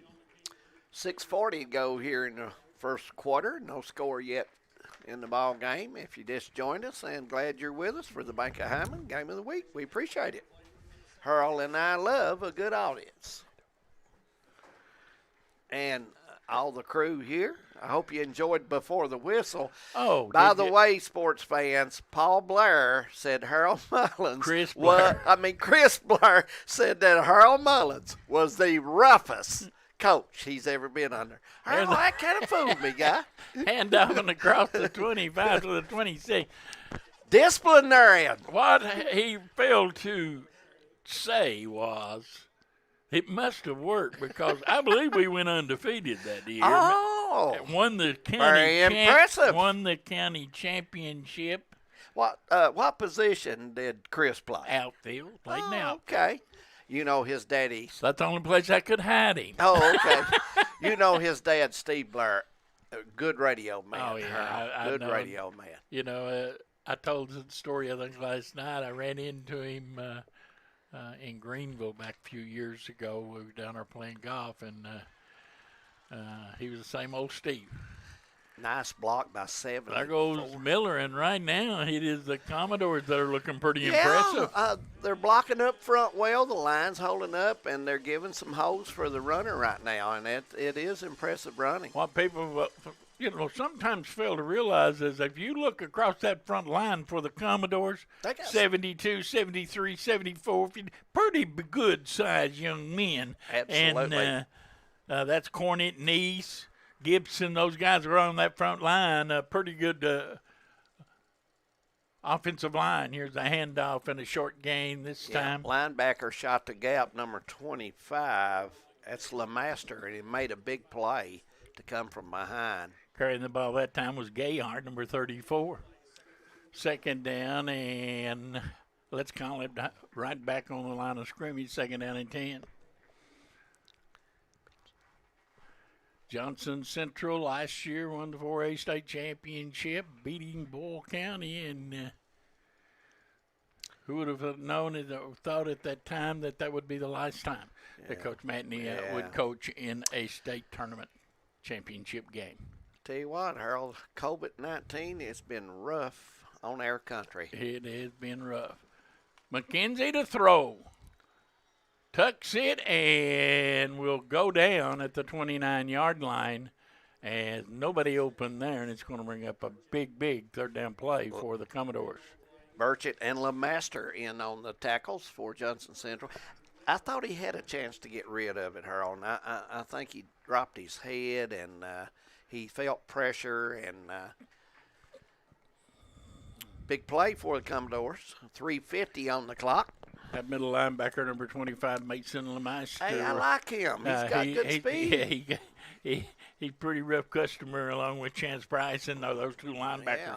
Pretty good set of linebackers. They'll come with a blitz and they'll throw a screen. 35-40 up the left sideline and out of bounds in midfield. And boy, what a perfect call from Mark Dixon. Absolutely. I think he was expecting that heat and that pressure, so he was, and he let them come and just dumped it over their head to the running back, and it's out at midfield, first down, Commodore. Excellent play call. Oh, that was, he knew that facing third and long, that the heat was coming, and he called the perfect play and a first down all the way out in midfield. This has been an impressive drive. McKenzie keeps it. Now pump fakes, turns on the heat, and gets down to the 45-yard line, 46-yard line, a pickup of 4. I think the backfield went wrong there, Harold, and it kind of left him out in the air, and he made the best out of it. Boy, a rapidly moving first quarter.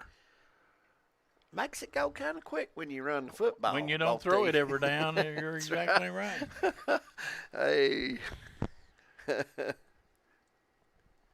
Inside 3 minutes, clock running, nothing, Johnson Central and the Commodores. Handoff, Eldridge trying to get outside. Down he goes. And there's those linebackers we talked about a few minutes ago. Chase Price Landon was in on it. Fields, number 48, in there to make the tackle. Price with a big help there. Johnson Central, good speed at the linebacker position. Very impressed with LeMaster. He's excellent speed and very aggressive. Third down and 6 from the 46. And I like Coach Dixon's play calling here, Harold. He does a real good job preparing his team for these Mark games. Dixon can coach football. He is indeed a dandy. He can coach. Man comes in motion. And back to pass. McKenzie fires it out there and complete. He was lucky on that. On the play, number 11, number 11, Grant Rice. Yeah. In there to bat it away for Johnson Central.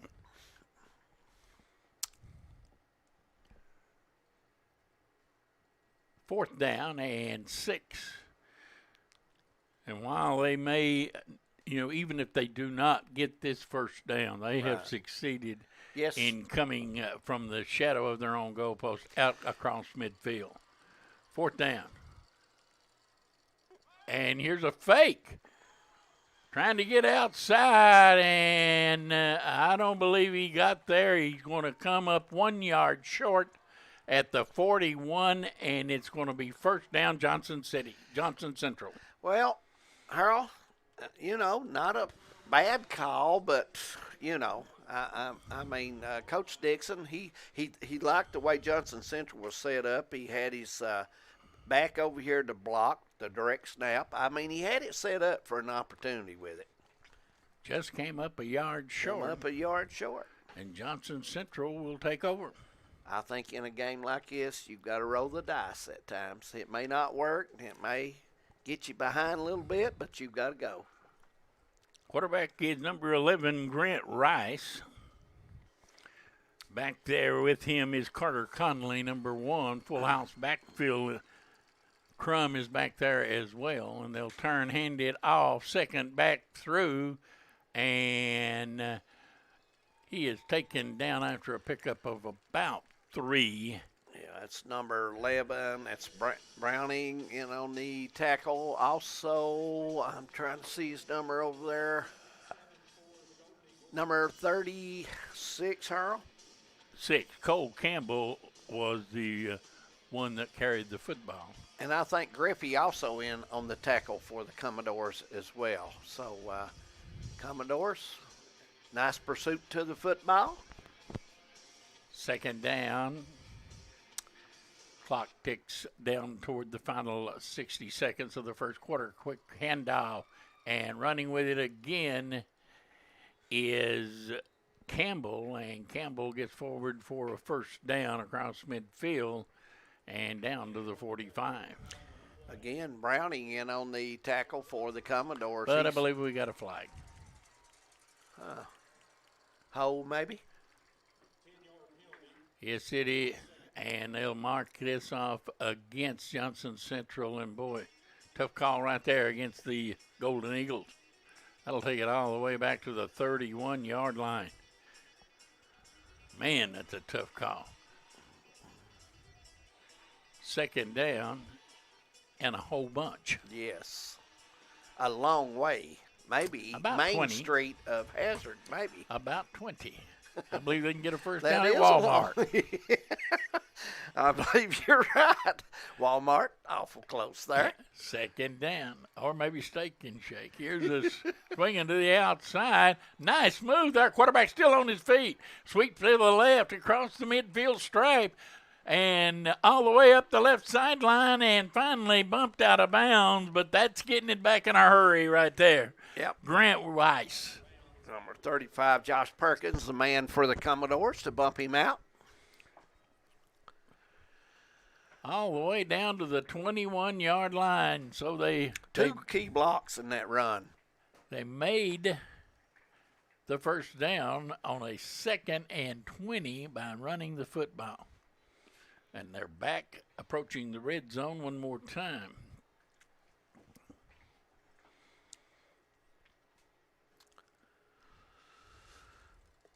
Commodores on defense. First down. Handoff, quick hitter up the middle and into the secondary goes number 20, Crum.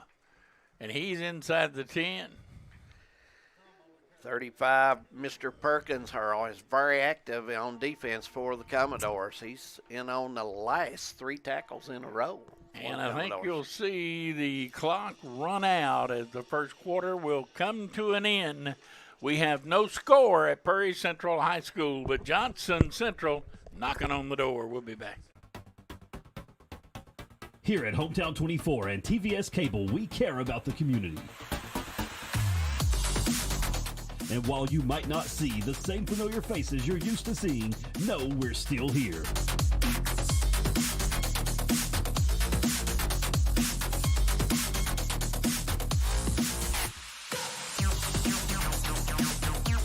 Bringing you live high school sports straight to your living room. For over 100 years, the Bank of Hyman has been committed to serving our community and serving the future of our families, homes, and businesses. With our new convenient online banking, viewing your account balance and history, transferring money, and paying bills has never been easier or more secure. And with the construction of our new headquarters, we've renewed our promise to Hyman to stand by our customers even in troubling economic times, because we're not just your bank, we're your neighbors. That's the Bank of Hyman. Log on to www.bankofhyman.com or give us a call at 606-785-3158. We are back as the rapidly moving first quarter in the books. No score. Both teams have had their opportunities. Johnson Central drove it inside the 10-yard line before turning it over. And then the Commodores went for it on 4th down and came up a yard short all the way across midfield down to the 41. So they made a pretty impressive drive, They to did say the indeed. least. Yes, they did. But again, Johnson Central now in the red zone at the 8-yard line. First down, goal to go.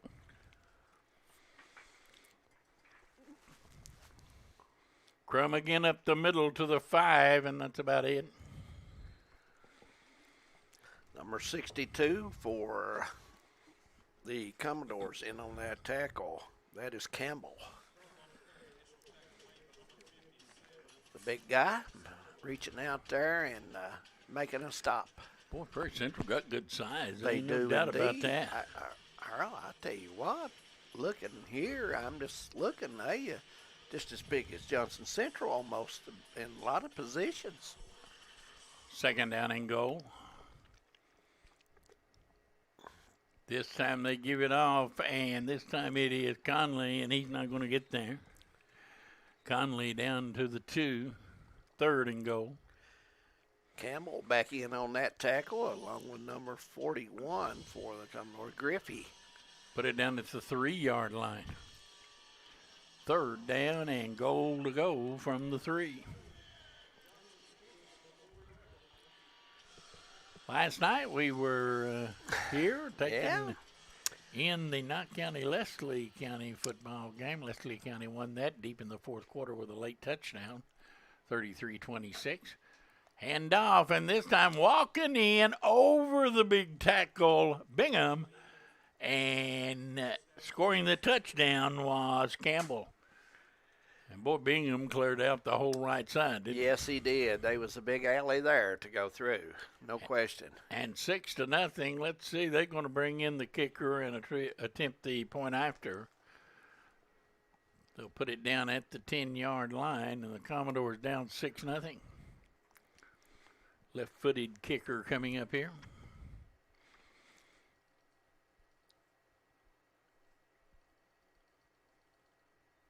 Kicks up, and it is good. And with 10:35 to go, 2nd quarter, Johnson Central breaks out on top, 7-0. We'll be back.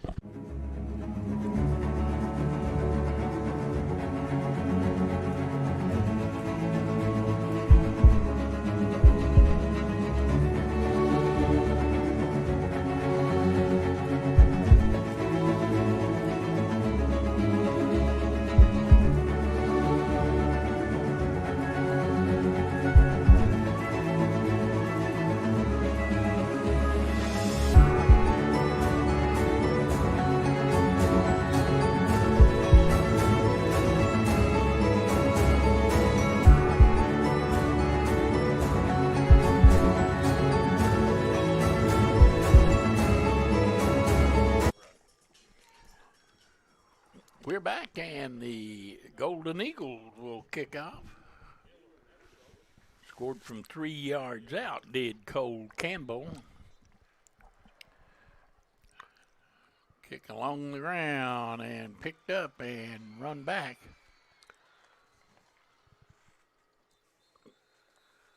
Looks like they got around the 27, possibly 28 to get that one returned, Harold. 27-yard line.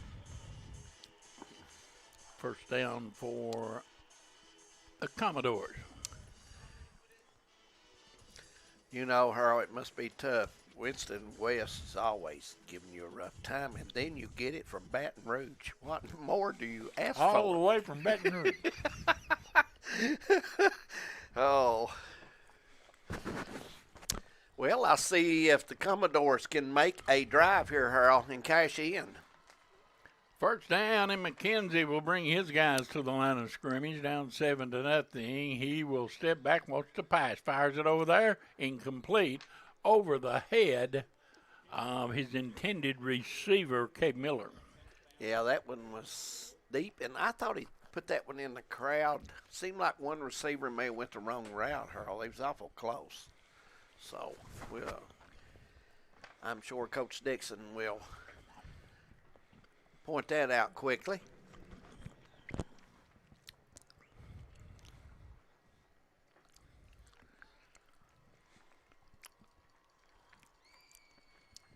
They moved the ball pretty good on the ground. Here's a pass complete and out to the 35-yard line.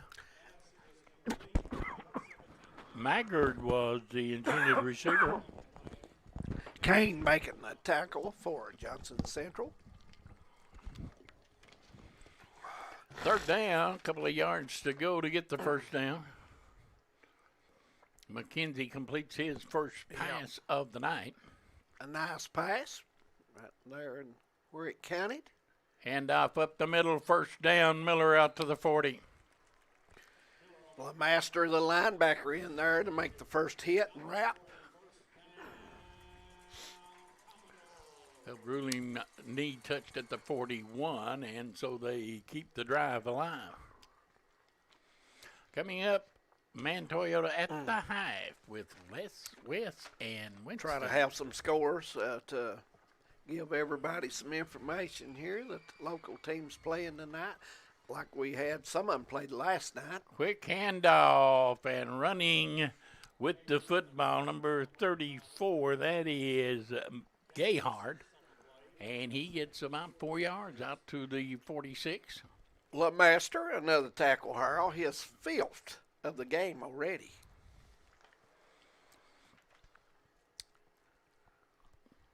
You was right when you mentioned he was a fiery little guy. Yeah, they got a good set of linebackers. Ain't no doubt about that. Second down. They need 6. Sent a man in motion, Gayhart. And back to pass, McKenzie, another screen pass. And falling down was Miller at the 45. That was the same pass that they completed for big yardage in the first quarter. Yes, it was. But that time it was a little bit behind Miller, and he lost his footing as he caught the football. Second quarter, 8:25 on the clock and running, and the Golden Eagles lead by a touchdown.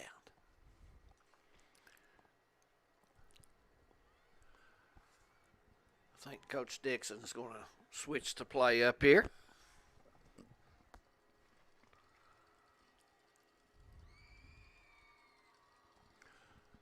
There's a pass complete and across midfield. I believe that may be enough for a first down. It is. Raceland out on top of Betsy Lane early, and that is in the second quarter. Jacob Kane with his 3rd tackle of the game. I tell you, corner for the Eagles. Perry County Central has improved big time as much from week 1 to now as any team I have seen this year. I tell you what, they're organized very well, Earl. Organized. They They all know their improved. role. They really do. Very much improved football team. Hand off up the middle. Gayhart gets through one and down to the 43-yard line. McKenzie in there for the tackle for the Eagles. Picked up about 4. As long as you get 3-4 yards at a pop, you're doing pretty good. Clock continues to run. This is going to be one of our quicker first halves we've had this year, Harold. Yes, it is. So far. Second down.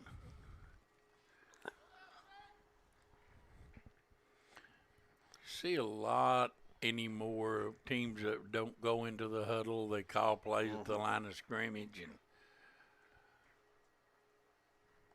not like the old days. Handoff and met dead in the hole was number 13 Miller, and he got very little. Yeah, number 53 made the first contact. That's McCoy for Johnson Central. I'd say he's the real McCoy, wouldn't you? On that play, he very much was. No question. They're down.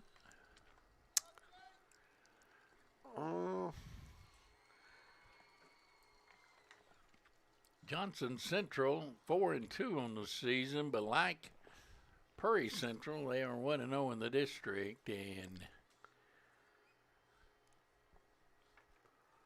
trying to get a step up in the district tonight. McKenzie keeps it. Still on his feet, 40. All the way down to the 37-yard line. Chance McKenzie. And that's a first down, I believe. Gutty run there. Refused to go down. Second effort, give him the first down. And the Commodores keep the drive alive.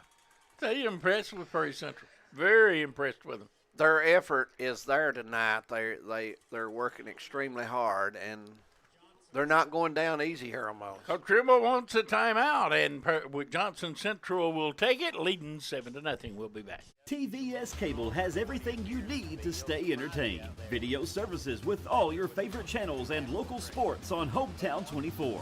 Ask about digital voice service for home and business. High-speed internet so you never fall behind in a game. There's something for all ages. We've got you covered. Sit back and enjoy everything TVS has to offer. Stay connected with TVS. Welcome back to the Commodore Field here at Hazard. 5:43 to go in the second quarter.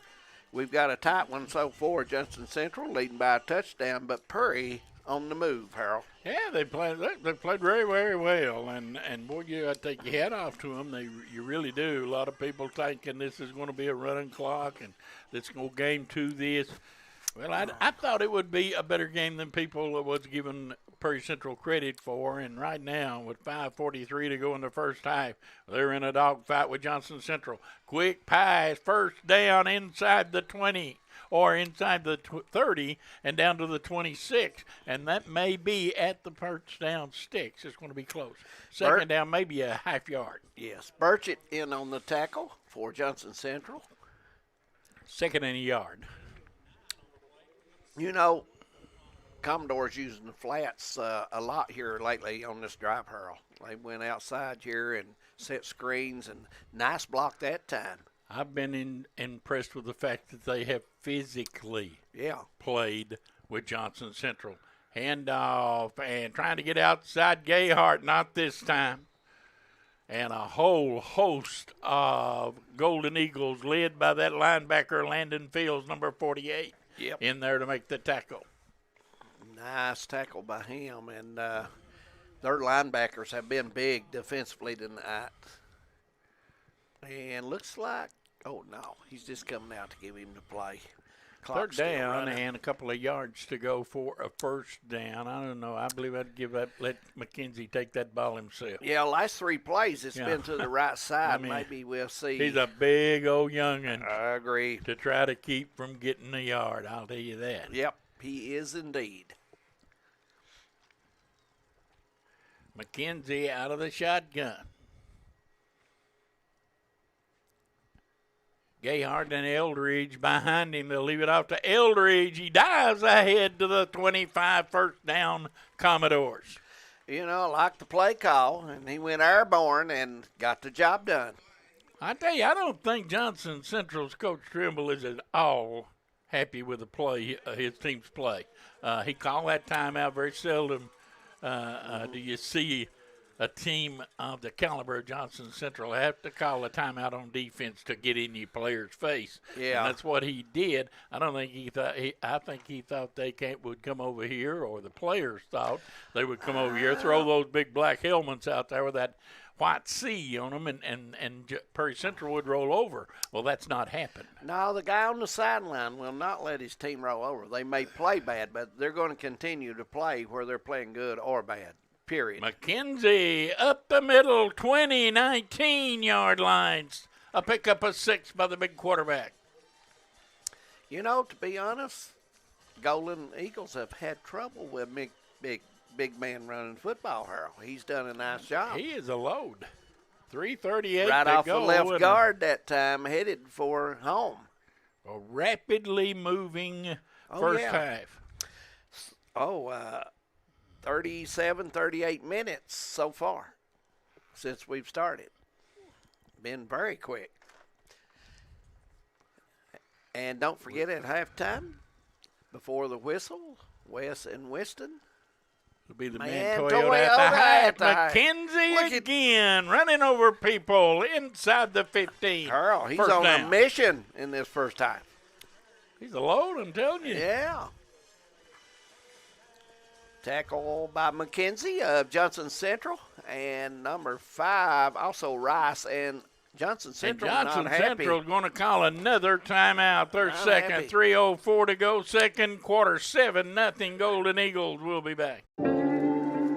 Being in an accident can leave you feeling vulnerable and lost. You need a lawyer who will fight for you and be there by your side the entire way. What I believe is that with trust and collaboration, we can get you the justice that you deserve. Go to KyleSHall.com right now to schedule a free consultation. I will review the details of your case and get you back on your feet. Don't navigate the legal system alone. Get me in your corner right now. Welcome back to Commodore Field. 7-0 Johnson Central. Commodores on the move. They have the ball on the 12-yard line, Mr. Mullins. And I've been impressed with this drive. The block scheme has been great, and Mr. McKenzie is running the football for the Commodores. Well, he's a big load, and Coach Trimble of Johnson Central, again, he had to call timeout to have a little talk with the boys in the black and white.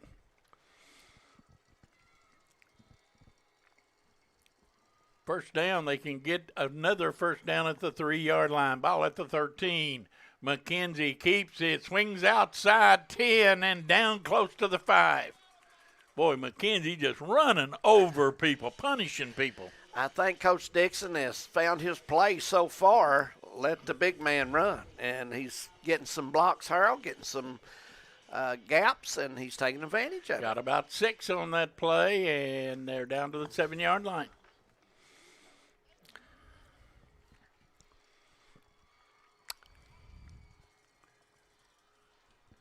You know, I see nothing wrong with him continuing to run the football. I do. You know, let him go till they find the answer. Until they can stop him, you're right. Yeah. Clock at 2:18 here in the first half. It's been a quick first half, and both teams have been running the football a lot here in the first half. Prairie Central will get the football to start the second half. Yeah. They could tie this football game up, then get the kick starting the second half. This could be an interesting football game. Yes, it could. And I think we're going to have a timeout by Coach Dixon and his Commodores with 1:54 to go. 7-0. We'll be back. No matter what town or community you live in, there's a Tim Short dealership nearby. That's because our family of dealerships are dedicated to serving the folks throughout Eastern Kentucky. Our employees are your friends and neighbors, helping to support the local economy and provide safe and affordable transportation to everyone that shops the family of Tim Short dealerships. Our entire inventory can be found with the click of a button at timshortautogroup.com. Visit us online and join the thousands of customers that took the short drive to satisfaction today. TVS Cable has everything you need to stay entertained. Video services with all your favorite channels and local sports on Hometown 24. Ask about digital voice service for home and business.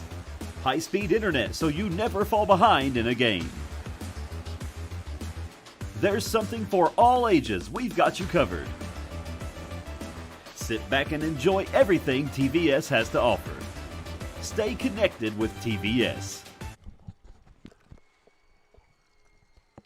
Back at the line of scrimmage, McKenzie 5, McKenzie 4-3, and down close to a first down.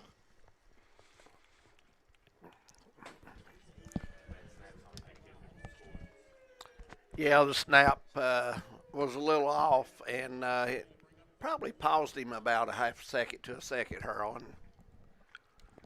I'll tell you, they got the football marked at the 3, and across the way, the down marker says third down at the 4. So it looks to me like it's close to a first down. Yeah, it couldn't be very far, you know. The official, probably that marker is near the 2, so. The marker is across the way. The down marker is at the 3-yard line. Yeah. It's at 3-yard line, guys. I'm sorry, but it's at the 3-yard line. Look at your marker, the third down marker. It's at the 4, and the football is at the 3. I think they ought to measure for a first down, personally. It is close. It's closer than what you think. And they are calling timeout right now, and with 1:04 to go, they want to know, I think coaching staff's up there, third down, and they say a yard, and it's certainly not a yard if the down markers are placed in the right place across the way. You're right. It's at the 3. And the 3 down marker is at the 4. The football is laying on the 3. It looks more like the 2, the marker, and the other marker at the 3. Look from the goal line out. 1, 2, 3. Right, 3. I'm telling you, that ball is close to a first down. Yeah, it is. It's. I don't know. It's certainly not a yard. No, but it's close to the 2. The stick looks like. Well, you know, I believe if I was the coach, I would ask for a measurement just to satisfy my own self. Yeah. Why not? Third down the yard to go. McKenzie dropped the football, picked it up, and goes down at the 4. Another bad snap. The snap through the playoff. You're right, 4th down coming up now. Now do you kick a field goal, or do you try to get on the board, or do you go for a touchdown? You're playing one of the better teams in the state. I'm going to try to score here. Yeah, and you're going to run the clock down as close as you can on the play, too, so they won't have much time to do anything after, if you can get it in. 30 seconds till halftime. And if you see up there, you got 10 seconds left before on the clock, play clock. Yeah, they're going to get this thing in the end zone, or they are going to turn it over on downs with no time left on the clock. 15 seconds, and Mark Dixon calls the timeout, and it's going to bring up 4th down and a yard. And decision time, I don't know. You're playing this team at home. I guess you try to score a touchdown, but, boy, I sure would like to have those 3 points on the board and show my team going in at halftime down 7-3, but telling them in the locker room, hey, you're as good as they are. Yeah.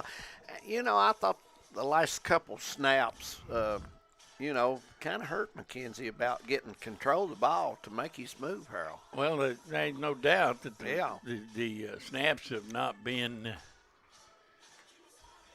where they should be. The man Toyota at the half coming up. Stay with us for that.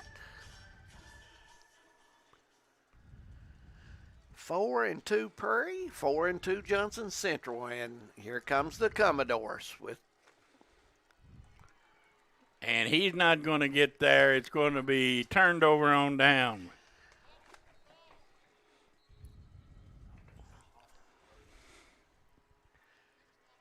Yep. It'll be 1st down Johnson Central with 12 seconds to go, and kind of sure that Johnson Central just going to take a knee and run this one out. They don't want to give Prairie Central any kind of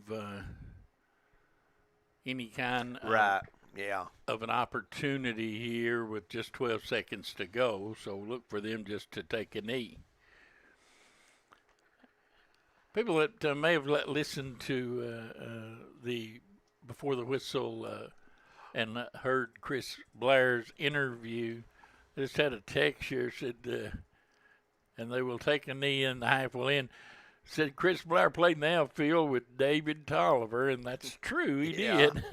and we won the county tournament that year, and that's true, we did as well. There you go. It's halftime at Prairie Central. The score, Golden Eagles 7, Commodores nothing.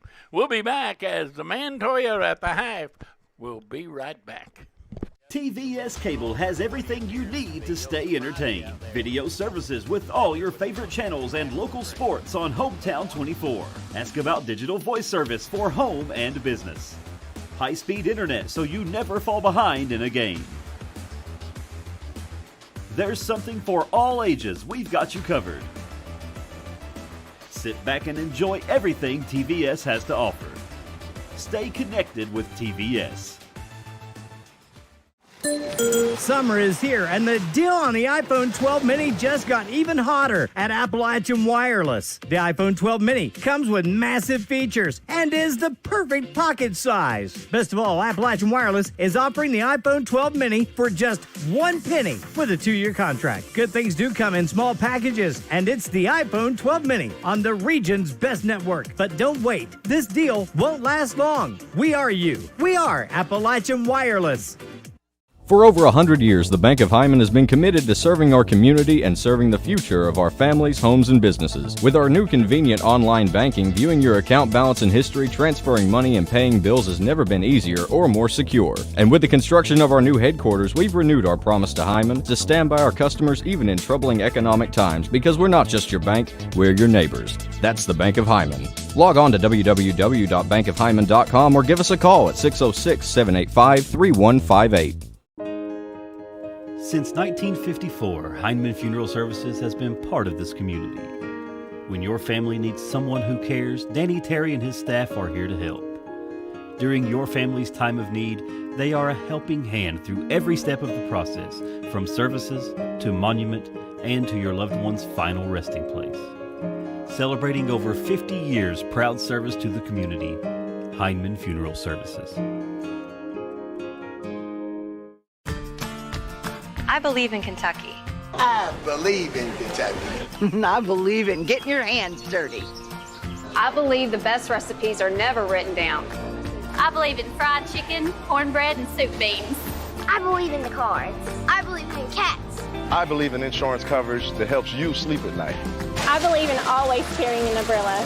I am Kentucky. I am Kentucky.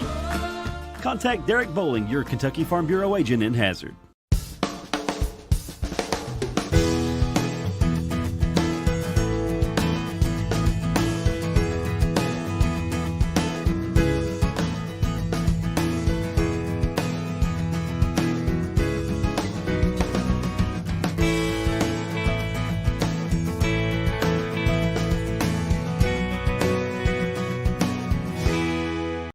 Thacker Grigsby is constantly working to bring the latest technologies home.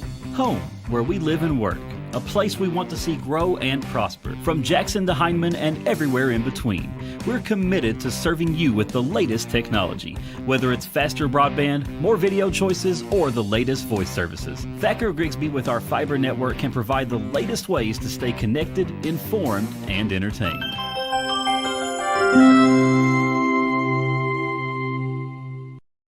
At TVS Cable, we are committed to providing you with the best broadband available. Whether that be through expansion of our fiber to the home facilities, new builds into previously unserved areas, or by launching DOCSIS 3.1, the latest technology in cable broadband. TVS Cable has always changed with the demands of Eastern Kentucky, and we will continue to make investments in our area because we care about Eastern Kentucky. It's our home too. Being in an accident can leave you feeling vulnerable and lost. You need a lawyer who will fight for you and be there by your side the entire way. What I believe is that with trust and collaboration, we can get you the justice that you deserve. Go to KyleSHall.com right now to schedule a free consultation. I will review the details of your case and get you back on your feet. Don't navigate the legal system alone. Get me in your corner right now. No matter what town or community you live in, there's a Tim Short dealership nearby. That's because our family of dealerships are dedicated to serving the folks throughout Eastern Kentucky. Our employees are your friends and neighbors, helping to support the local economy and provide safe and affordable transportation to everyone that shops the family of Tim Short dealerships. Our entire inventory can be found with a click of a button at timshortautogroup.com. Visit us online and join the thousands of customers that took the short drive to satisfaction today. TVS Cable has everything you need to stay entertained. Video services with all your favorite channels and local sports on Hometown 24. Ask about digital voice service for home and business. High-speed internet so you never fall behind in a game. There's something for all ages. We've got you covered. Sit back and enjoy everything TVS has to offer. Stay connected with TVS. Summer is here, and the deal on the iPhone 12 mini just got even hotter at Appalachian Wireless. The iPhone 12 mini comes with massive features and is the perfect pocket size. Best of all, Appalachian Wireless is offering the iPhone 12 mini for just $1 with a 2-year contract. Good things do come in small packages, and it's the iPhone 12 mini on the region's best network. But don't wait. This deal won't last long. We are you. We are Appalachian Wireless. Well, how about that for some football action? But I've got to acknowledge Harold Mullins first. Harold claims that he predicted this game almost to a T.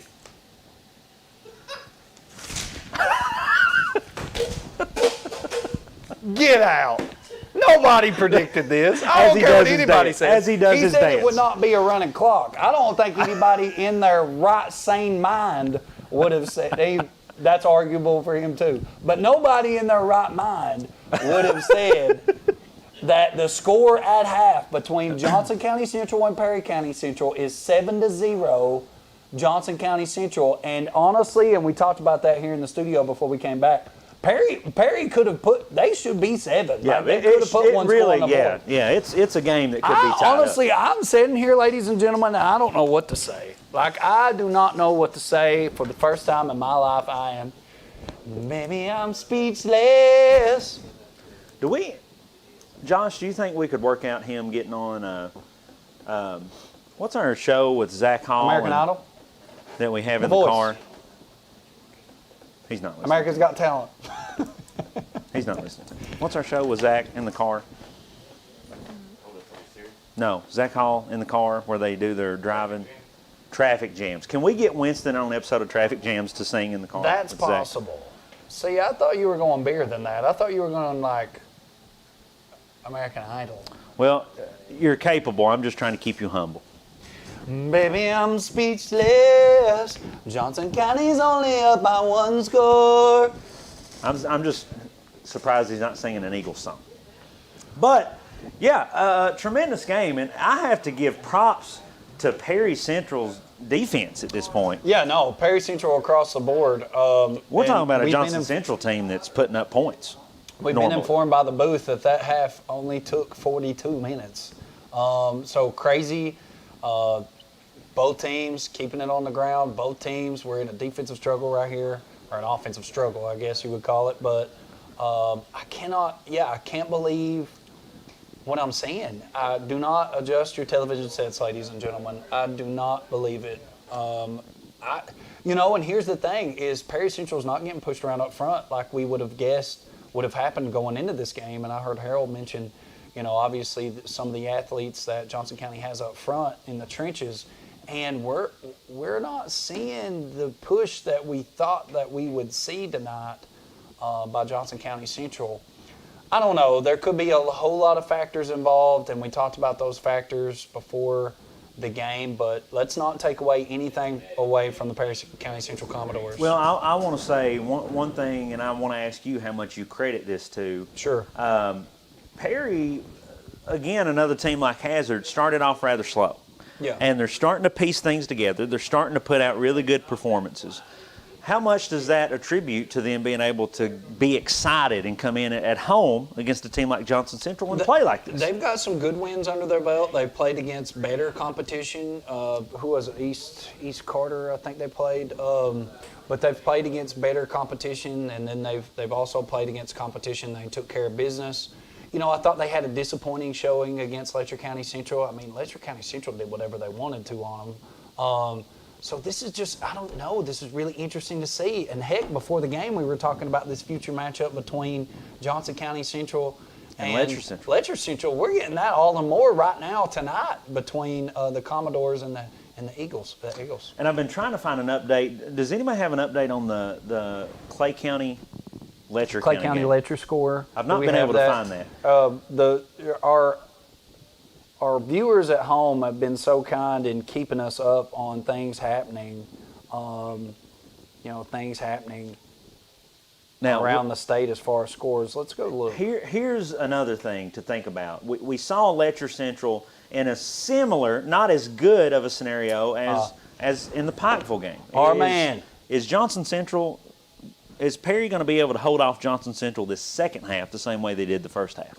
Our man, I'm going to answer that. Our man Bump, he has been our go-to for LCC scores. Shout out Bump again, legendary coach here from Letcher County. We love you, Bump. It is 30-6 early second quarter LCC. So okay. LCC is putting the thump down on Clay County currently. Yeah. And then, of course, you at home are watching closely here with the events that are happening against Johnson Central and Perry County Central. Do I think that Perry can keep this up? I mean, I don't know. I guess at this point, sure, why not? If you would have told me the score is 7-0 at the half, if you would have told me that Perry would have looked this good and Johnson maybe looked not as good, or whatever the case may be, and again, I don't want to take anything away from either side, but if you were to tell me this honestly before the game, I'd say you're lying. Perry's biggest fight at this point, you have to think, maybe fatigue. I don't know. We're getting confirmation from the tower too that Perry has outgained Johnson County Central. In yardage. You had the shallow kick here that Johnson Central got early possession in shallow field. So, if it wasn't for those couple factors, Perry County Central is honestly winning this game. Yeah. So to say they won't do that in the second half. Now, we know Johnson County Central is traditional powerhouse and like these guys, these guys know what they're doing. I know we've had the detrimental loss of Coach Matney, but the coaching staff, these players who's grew up in this system at Johnson County Central, they know what they're doing. So at halftime here, you got to think Johnson County Central is going to adjust, and they'll be much different the second half. So the question maybe is, can Perry Central continue to take this fight to them as they have thus far, and can they score? I don't think you can plan on going another half of holding Johnson County Central to 7. Maybe you can, but at this point for Perry, how can we get tough stand by there? There's a seconds wind down in the first half by Johnson to hold Perry at bay and hold them scoreless this half. I guess if you're Perry, should you have lined up? I don't know what their kicking game is like. Should you have lined up for a field goal try? They were on the what? What were they on, the 2? 3? They were on the 3? What? At what point are you like, hey, let's go out there and let's get 3 up before this half ends? One more score from around the way. Our wonderful viewer, Martha Campbell, just informed us Shelby Valley up 14-7 over Martin County. Okay, and that's big for Shelby Valley, and we talked about them in the RPI rankings as they continue to kind of hover around there in the top of the pack with the RPI, so that'll be interesting to see. That's another team that LCC really handled earlier in the year.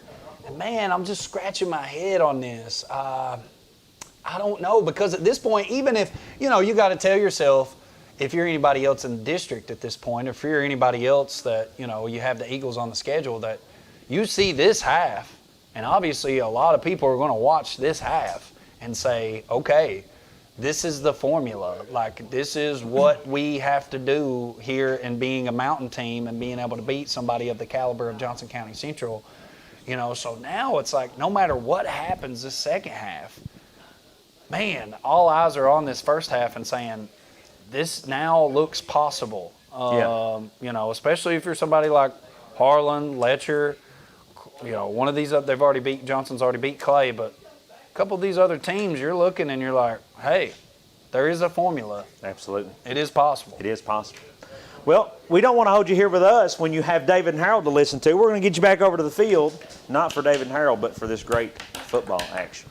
Anything is possible! For over 100 years, the Bank of Hyman has been committed to serving our community and serving the future of our families, homes, and businesses. With our new convenient online banking, viewing your account balance and history, transferring money, and paying bills has never been easier or more secure. And with the construction of our new headquarters, we've renewed our promise to Hyman to stand by our customers even in troubling economic times, because we're not just your bank, we're your neighbors. That's the Bank of Hyman. Log on to www.bankofhyman.com or give us a call at 606-785-3158.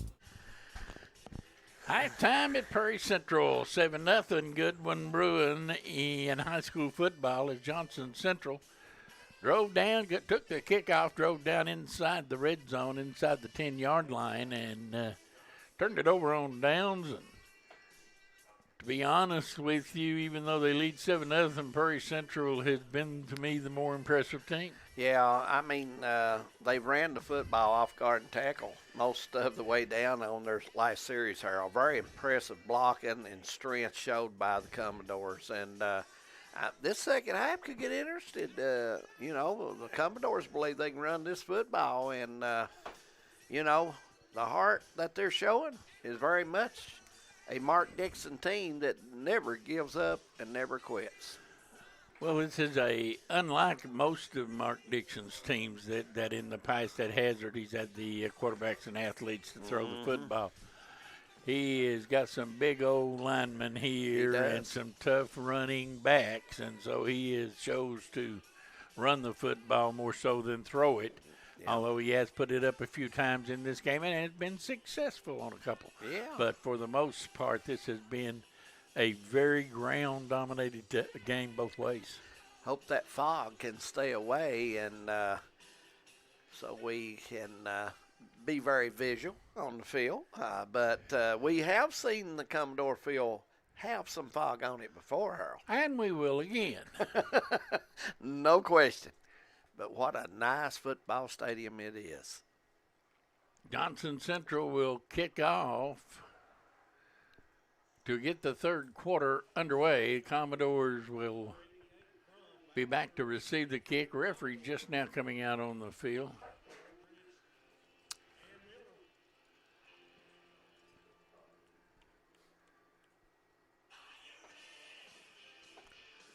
I see. Is that Christy Combs? Yes, calling?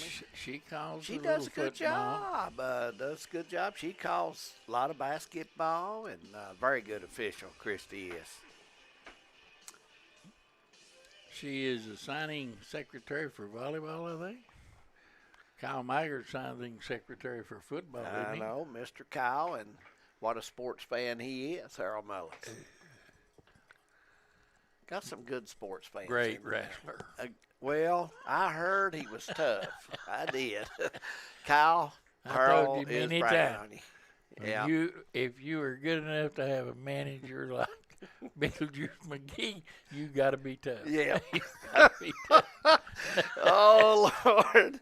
But looking forward Big to talking to wrestling Kyle. night tonight going on over Buckhorn as we speak. Oh, Kyle? Yes. Yeah. Yeah, they all wrestling over there. Wow. John Noble's last wrestling match at Buckhorn, it was advertised. Oh. He's not quitting, but he's not going to wrestle anymore at Buckhorn. Here's the kick, and along the ground, picked up, and right up the middle, and dropping the football with Miller, and we're going to have the Johnson Central Golden Eagles coming up with it. Well, how bad could that begin? You don't want that.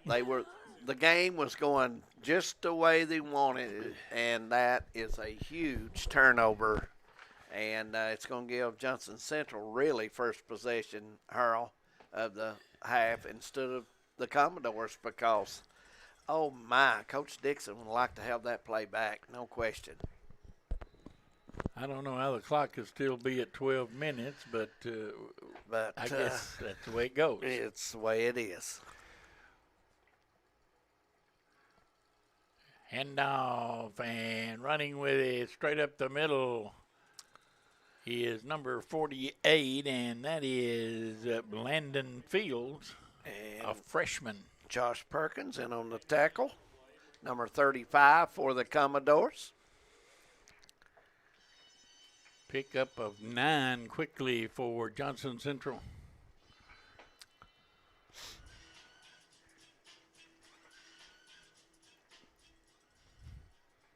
Second down, yard to go.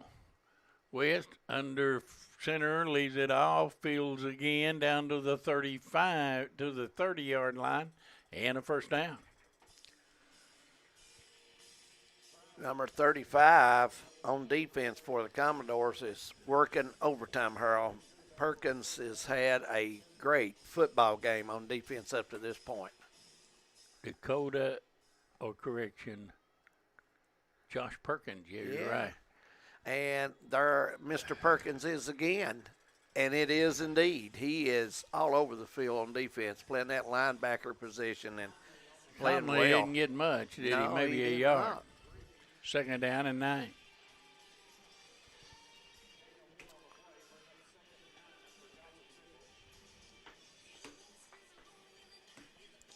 Boy, what a tough break for the Commodores. They got a great return and then coughed it up. Only turnover. Is that the only turnover in the game so far? Yes, it is. Handoff up the middle field, and he's going to take it to the house.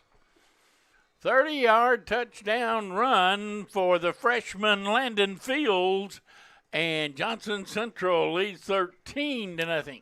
Well, those turnovers, Harold, they come back and they bite you. So the Commodores has got to work their way out of this. They've got to Boy, get you the had to football. know how good Prairie Central felt about themselves coming out there at the second half. I mean, you know. Really playing this team off their feet in the first half and playing well, and then boom, all of a sudden you have a turnover on the kickoff, and they put one on the board and you're down 2 touchdowns and things can go south in a hurry. Yes, they can. You've got to work your way back and make some plays and get on the board. Kick is up and hit is through, and it is 14-0 in favor of the Golden Eagles. Since 1954, Heinemann Funeral Services has been part of this community. When your family needs someone who cares, Danny Terry and his staff are here to help. During your family's time of need, they are a helping hand through every step of the process, from services to monument and to your loved one's final resting place. Celebrating over 50 years proud service to the community, Heinemann Funeral Services.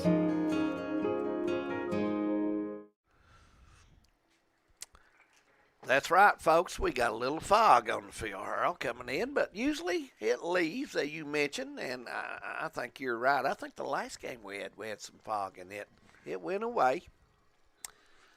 So, looks like the Eagles will kick off. Line drive, this time over the head of the intended run back man and into the end zone. That's going to be a touchback and bring it out to the 20-yard line. And Prairie Central will take over from there.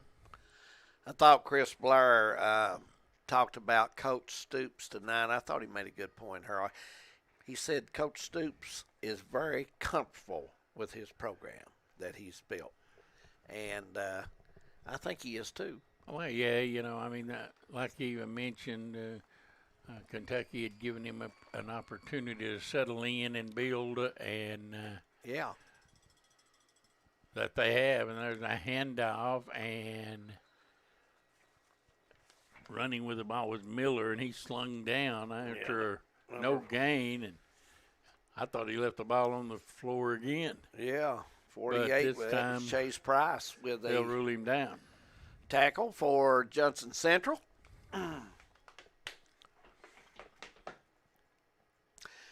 We've got Letcher Central at Clay County. We'll try to get a score on that in a little bit, maybe get an update.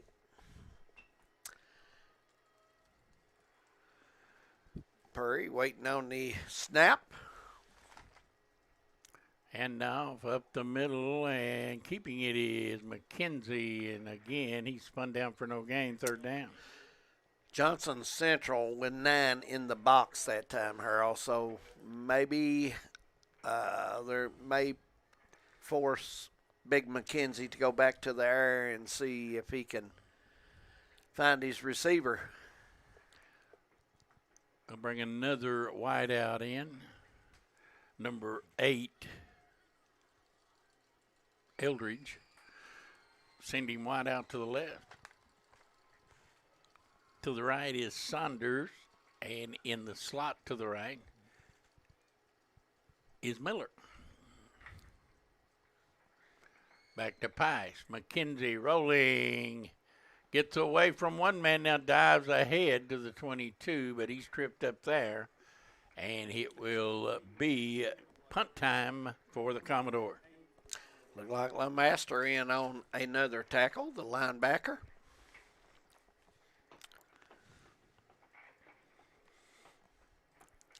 Commodores will punt it away. Seemed like the fumble took some air out, Harold, and took a lot of air out of the whole stadium. Yeah, you just don't want that situation. We got a flag down. Did somebody with the Commodores move? Yes, they did. So they will mark that back to the 16-yard line. And things have gotten from bad to worse. And when you turn the football over, it usually happens that way. Here comes a kick as the punter goes down. A beautiful kick across the 40, the 35. Man, that was a 60-yard punt in the air. Nice punt. Looks like Johnson Central will take over around the 35. I thought we may have him running into the kicker, but evidently not. 35-yard line. Johnson Central will take over.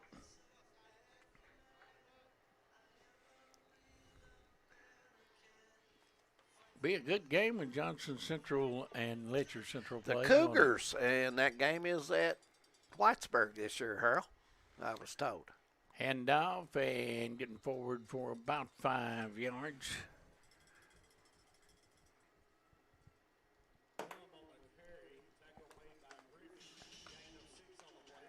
Raceland leading Betsy Lane 27-12. That's at the highest. Betsy Lane must be a little better than they've been in the past.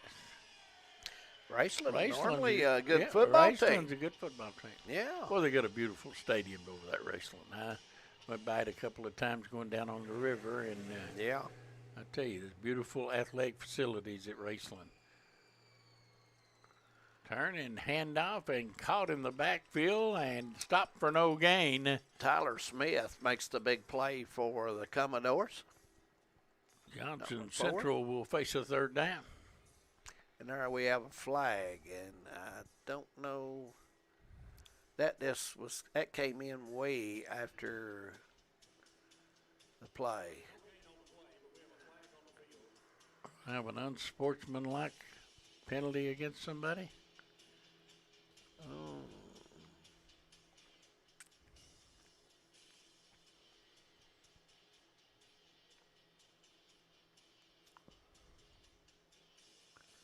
No, unsportsmanlike penalty against Johnson Central.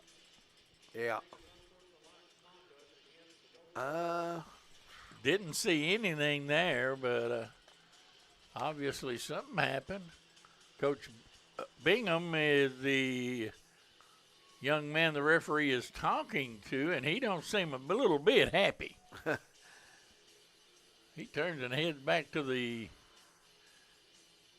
huddle, but he's not happy at all. Well, maybe that was on him. Maybe that was on Bingham, the big tackle. Didn't see really any reason to say anything on that play, to be honest. I didn't see anything happen whatsoever. By the way, back 25. Third down and very long yardage, and let's see if Johnson Central will elect to put this thing in the air. No, they tried to hand it off, and they got him all the way back at the not yet. And finally now a flag comes in, and what's this all about? And probably a face mask, and if that is, that'll probably give them a first down.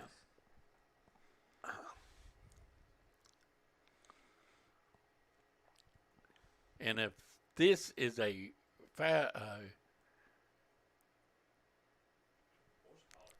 horse collar tackle,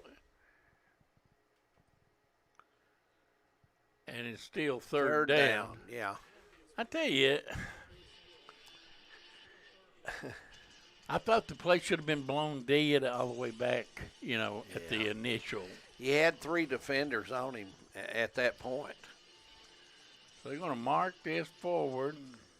So I believe we're coming back pretty close. Wait a minute.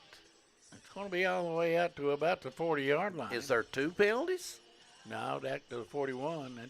Okay. The line of scrimmage was the 30, or the 28. So it's going to be third down and about 4 yards to go for a first down. 28, that only makes it 13 yards, Harold. Probably 26.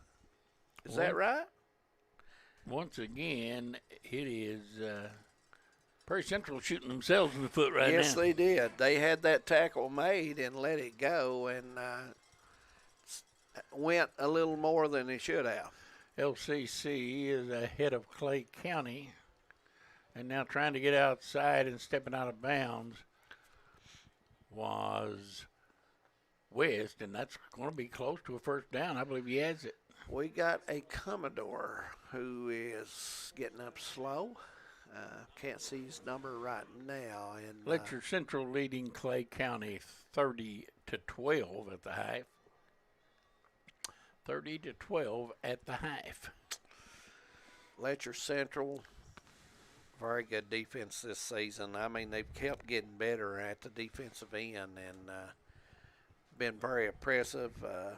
And Carson Adams, what a year he's having, Harold, at the quarterback. He's tough to bring down. He runs it well, and he can put it in the air as well. Well, not a lot of people had a lot of good things to say about that team when they were run over by Pikeville, but they have since come back to play some pretty good football. They have indeed. And I guess there's a good shot we may get to see them in Johnson Central play. We may have that one on. I'm sure that we will. That'll be coming up toward the end of the season. Yeah.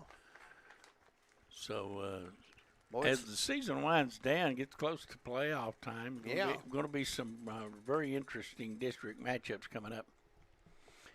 Somebody, I think Knott County now with the loss to Leslie County will have to beat either Breathitt or Middlesboro to make the playoffs. Is that right? Am I right there? I think they picked 4, right? Yep. They picked 4 in the district, and there's 5 teams in that district. There's 5 teams, yes. And Knott County has lost to Morgan, and they have lost to Leslie, with Middlesboro and Breathitt coming up. So they're going to have to beat somebody if they're going to make the playoffs.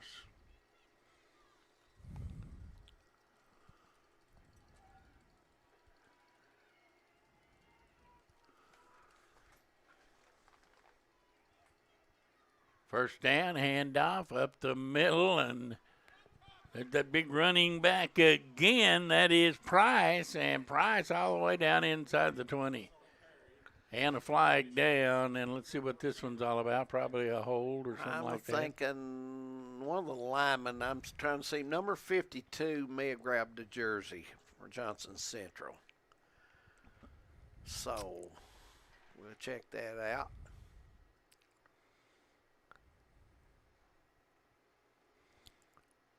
Going to be holding against Johnson Central.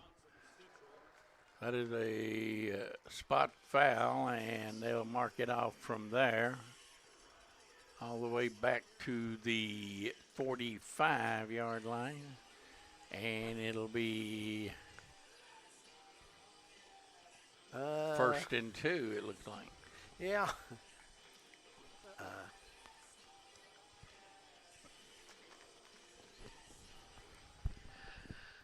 Commodore's loading that box up, trying to stop this running game from the Johnson Central Golden Eagles. Second back through, and a gaping hole, and a first down for Cole Campbell. Sanders with the Johnson tackle. Central keeps throwing back after back after back at you, don't they? Well, you mentioned at the start, Harold had 3 backs with over 200 yards rushing. About that 300 apiece. Yeah. I mean, you know, you've got an explosive backfield like that, you can just keep run, you know. 28-yard line. And then when you got some big uglies up front, you got the makings of a pretty good football strong team. Young men. Hand off up the middle, and once again, that is Price, and Price is in the end zone, touchdown. He has scored 2 touchdowns in this second half on long runs, and they have not been able to get this young man on the ground. Well, to be frank, I think when the fumble took place on the kickoff, Puri, like you mentioned, it's been south ever since. It's just not worked out for me. And they've got to learn to keep playing. And I know this is a learning process for some of these kids, but Coach Dixon, he's not going to be happy if they just drop their head. He wants the effort. Here's the point after attempt coming up. Left-footed kicker puts a toe to it, and he drilled it right through. And it is 21-0, and we'll be back. You're watching Hometown 24. I believe in Kentucky. I believe in Kentucky. I believe in getting your hands dirty. I believe the best recipes are never written down. I believe in fried chicken, cornbread, and soup beans. I believe in the cards. I believe in cats. I believe in insurance coverage that helps you sleep at night. I believe in always carrying an umbrella. I am Kentucky. I am Kentucky. Contact Derek Bowling, your Kentucky Farm Bureau agent in Hazard. Welcome back, Commodore Field, 21-0. It's been all Johnson Central here in the second half. Really, since the fumble on the kickoff, Johnson Central has took advantage of the situation and made the best of it. And the Commodores, they've got to bounce back. Hadn't heard you voice your opinion about the football game coming up in Lexington this weekend. No predictions? Well, I tell you, Harold, I think whoever wins that one will be 7. It'll be 7 points. You would think the Cats would be ready for that challenge. This is one of the biggest games they've played in I don't know how long. You know, the Florida game was big last week, don't get me wrong, but this game becomes even bigger as you go down, you know. Kickoff was out of bounds, and they're going to bring it out to the 35-yard line. Do you think the Cats will win? No. Okay. All right. I hope I'm wrong. I certainly would like to see them win. You know, they're bad for a hangover after a big win. I just tell you, I'm a little leery of Johnson, the quarterback at LSU. I like him a lot. I think he is really good at picking receivers, picking teams apart on his short game, passing game. And I tell you, there's a long pass incomplete there. McKenzie tried to go for it all and underthrew the base. But I hope I'm wrong. You know, really, the offense, other than the series in the, first quarter, really never got on track. Well, Harold, I didn't think, in the Florida game. The defense, very impressive last week. And they will do their job this week. I think so. Kentucky's got to score more points, be better offensively than what they have shown. There's a pass ahead, and I believe you got a first down all the way out to the 47, and first down for the Commodores. Lawson in on the tackle for Johnson Central.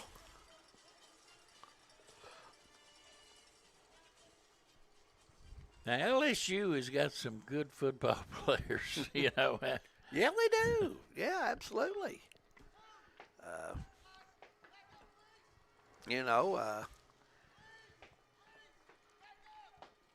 But I hope the Cats can pull out a win. I do too. McKenzie hands it off and hit immediately, and a loss of a yard on the play.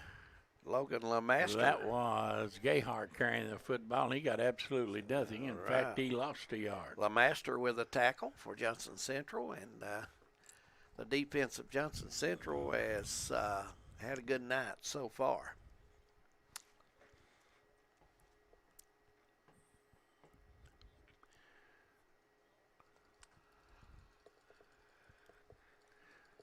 Second down and 11.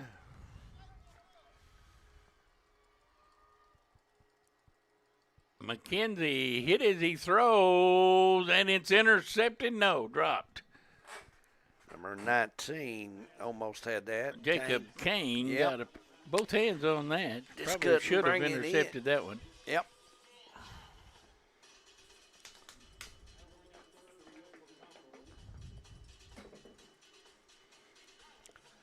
.3:31 to go here in the third period. Commodore Field. Third down. Commodore trying to keep this drive alive.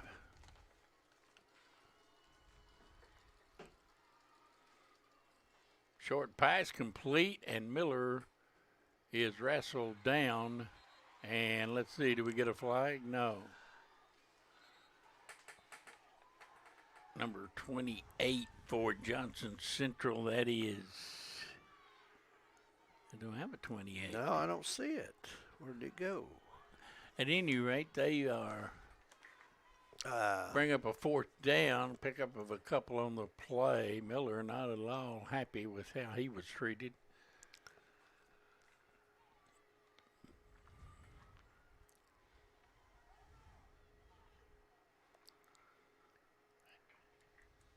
And they'll punt it away.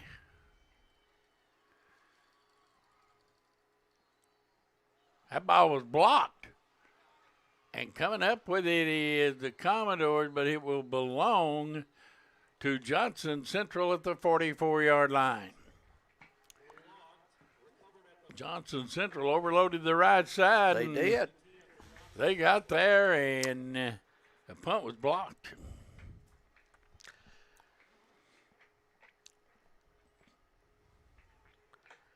Bingham. Harold, what's your impression of him tonight, the big guy? Well, it's kind of hard to say. You know, you're looking at him, he's big, huge kid, and of course he's opened up some gaping holes on that right-hand side, but for the most part, Johnson Central has run it right there. He went right over top of him, and he opens up the hole and down to the 25-yard line. He's just a big, massive size young man, and boy, he can put you on your back, that's for sure. Yeah, he's we've got a face mask against the Commodore, so tack some more yardage on the end of that run. Somebody grabbed a hold of the face mask, and that's going to go from the 24, half the distance to the goal, and down to about the 12-yard line. Seemed like the third quarter is took as long as the first half. Well, we've had several flags, Yeah. and we've had some turnovers, and Yeah. we've had some scoring plays. Want to thank our sponsors for tonight, Harold. Big plus for Hometown 24. Paradise Pizza, Tim Shorts. We're going to go down the list in a minute, and Alice Lloyd College and on down. And off, and good solid hit there. That's number 8, Eldridge, with the big hit for the Commodores. And the ball down inside the 10 at the 8.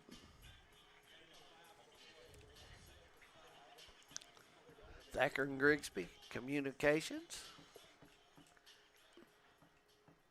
There's very little doubt that 65 is the biggest guy on that offensive line. And I think your eyes are still pretty good. and he just jumped outside. He sure did.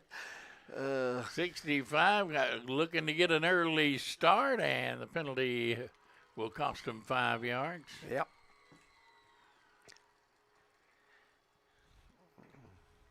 Grant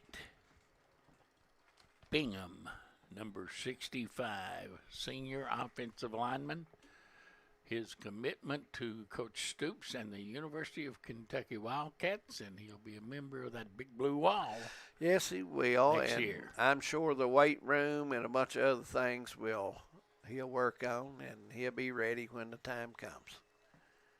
And another Touchdown. Yeah. for Johnson Central. And that time, if you kept your eye on 65, he pancaked somebody in Looks the like end zone. we got a holding on the So bring it back. Yeah. Flag is sponsored by Hammond Pro Mart, the good folks down there. Stop for all your household needs. Ball will be on the 24. Back-to-back penalties against Johnson Central.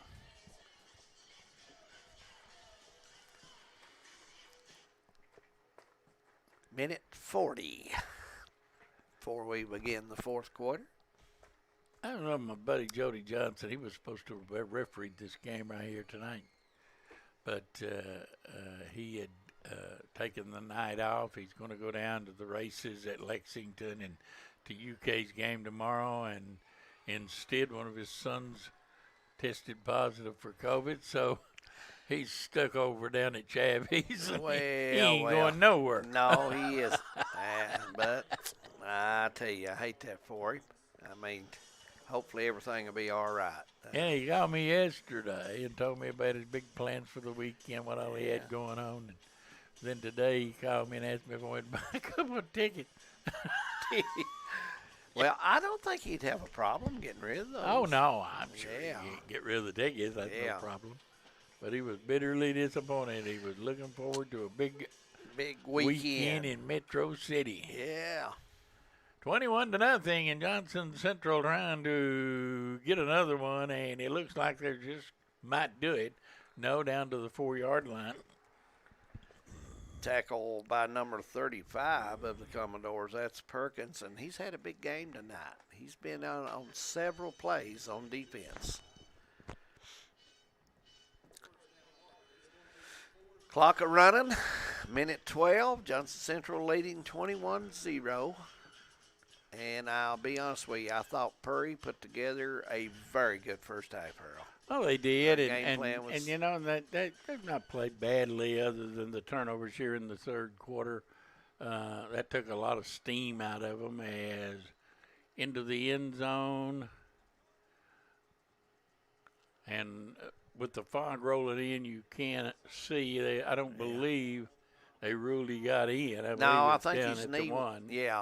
1 foot line looks like. It's right against the line almost. So I'm sure the quarterback will get the call again. It's going to be first down. However, first down and goal to go from the from the 1 yard line.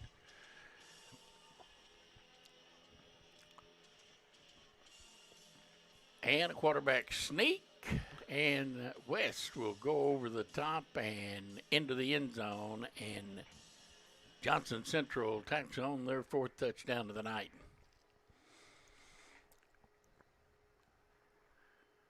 Or at least I think they did. Coming out as a referee, and what do we got? Personal foul against Perry Central. It will be assessed on the kickoff. The touchdown is good. So it'll be a try for extra point coming up with 47 seconds to go. And we may reach that running clock yet. Well, it's possible, one more score and you're there. It's really, I mean, but it's not. You talk about the tale of two halves, Yeah. and here you have certainly seen that. Absolutely. Snap back, kick up, and it's good. It is good. So it is 28-0 with 47 seconds left in the third quarter. But this game was 7-0 at halftime, and Johnson Central kicking off to Prairie Central to begin the third quarter, and the Commodores fumble the football, and it's been downhill. Downhill ever since. You're exactly right. So what had started out as a rapidly moving game has suddenly choked down a little bit. Yeah, and I was impressed by the first half. I mean, Commodores had this game going right the way they wanted to. In fact, I thought they should have scored in that first half. Fog has gotten really bad at the field, and yeah, it has. And this is not a surprise. It's something that that happens quite frequently. Well, the Commodore field is elevated pretty high up, Earl. Well, if you call top of the mountain high, top you're of right. the mountain, partner, and I'm going to tell you that fog's going to come there, but it also sometimes it leaves. There's the kickoff. Kick, a little pooch kick, and Johnson Central's got it. Commodores did not make an effort to jump on that football. And it looks, I don't know, did it go 10 yards? I'm thinking so. I think they had a penalty. They got the You're right, penalty. Johnson Central got it back. I don't think the Commodores made an attempt to go after the football. That kind of surprised me. Yeah. Well, they have it at the 34-yard line, and people turn on the TV tonight and look at the scores. They're going to think this was a rout that is anything but. Here's the Pies, and good luck trying to see that. Good luck catching that. And nobody knows. It looks incomplete. They're coming back this way, but But nobody had any idea. The people, it's just a fog. The ball was thrown up in that fog, and it was over. Right. That's a tough Second play. down 10. 32 seconds, third quarter.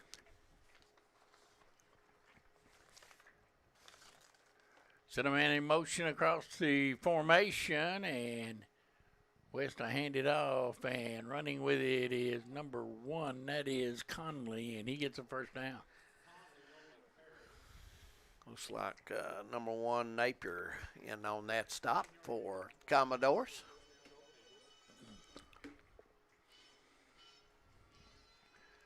Clock will run out to the third quarter. Will come to an end, and football will be down at the 23-yard line.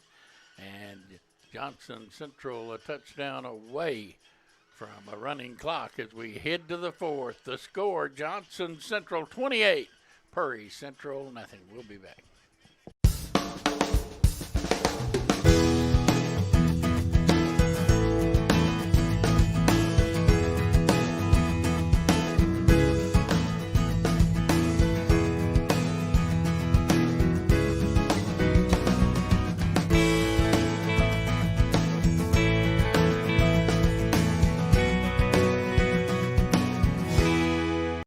Thacker Grigsby is constantly working to bring the latest technologies home.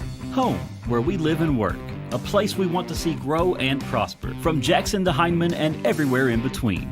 We're committed to serving you with the latest technology. Whether it's faster broadband, more video choices, or the latest voice services. Thacker Grigsby with our fiber network can provide the latest ways to stay connected, informed, and entertained.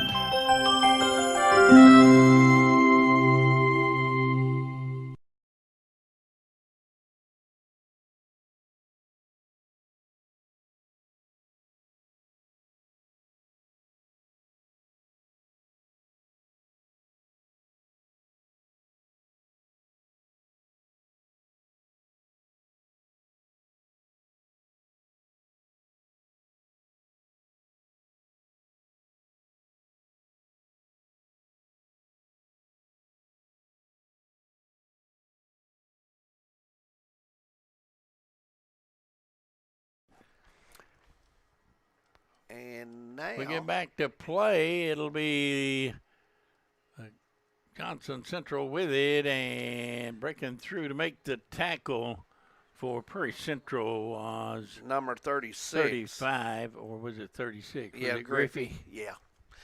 I thought that was a bad snap, and he could not get a hold of the football. So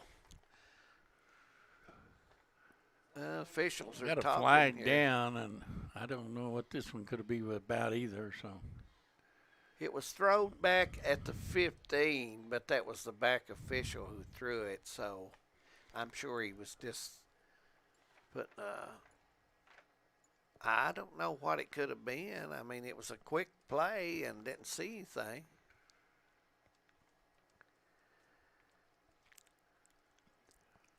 entirely too much talking going on right here, isn't it? Mark off the penalty and let's play. Yeah.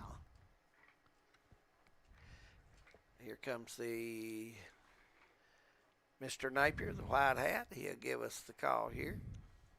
Or may not be a flag. I don't.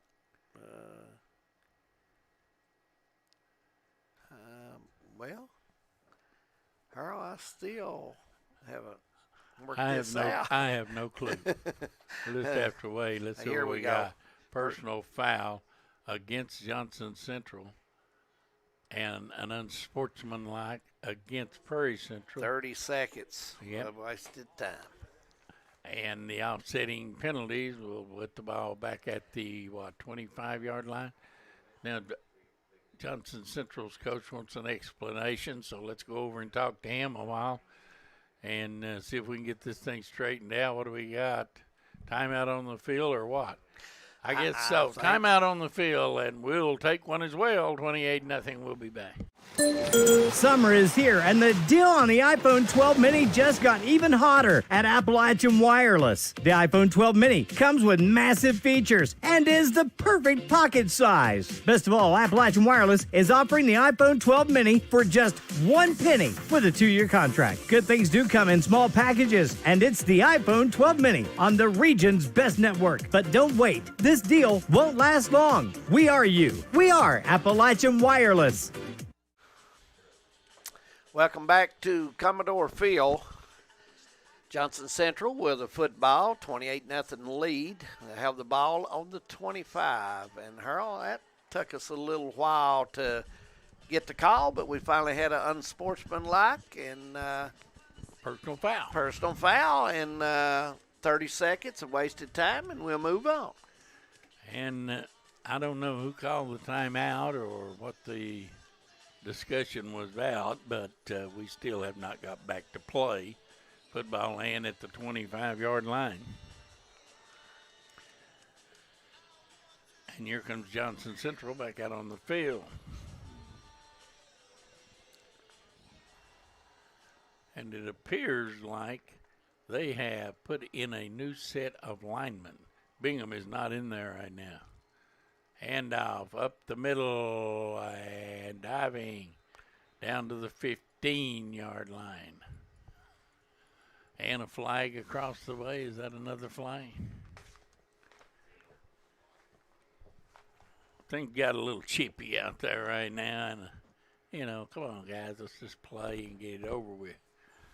This flag on every play. What turned out to be a great football game is suddenly bogged down into nothing. I'm telling you what, the first half was one of our better halves we've had this season. And this one is going to be against the Commodores, I believe. And they'll mark it down inside the 10. And put it down at the 8-yard line. And like I said, this was a beautiful football game, a great football game. It was indeed. Well-played football game, and then suddenly Johnson Central is gone with a backup line. Yes, they have. Hand off and no keeping it and swinging to the left. That's the quarterback, West. Did he get in or is he out of bounds? Looks like he. Official, I seen him marking down there, but we'll wait and see. The points have not been put up on the board.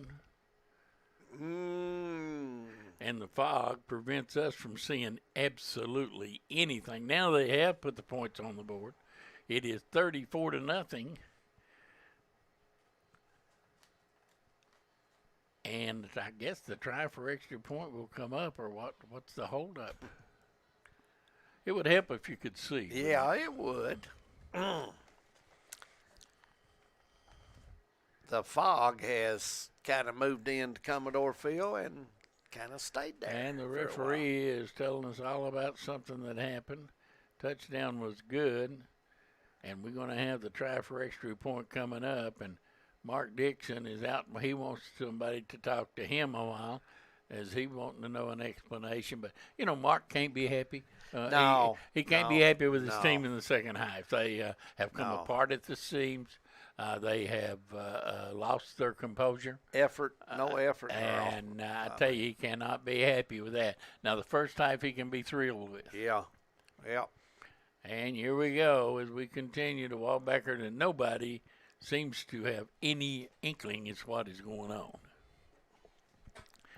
Evidently, the penalty was You would think the penalty, if they had one, unsportsmanlike or anything, would be on the kickoff. Well, they're moving it back, and if this is going to be an extra point, it's going to be a long one. It is indeed. And they've put it back at the 22-yard line, which would be 20 yards back from where this play initially started. And the scoreboard says 34-0, but I don't know. I have no clue. We don't know if this is a 2-point We try or a play. Well, you're exactly right. West rolling and firing, and I don't know. Evidently, it was a 2-point play, Harold, because now everybody's leaving the field. And the try for extra point was no good, I guess. So it remains There you 34 go. to nothing. So we will not have a a running clock. And Johnson Central will kick off, and I have no clue what the penalty was on.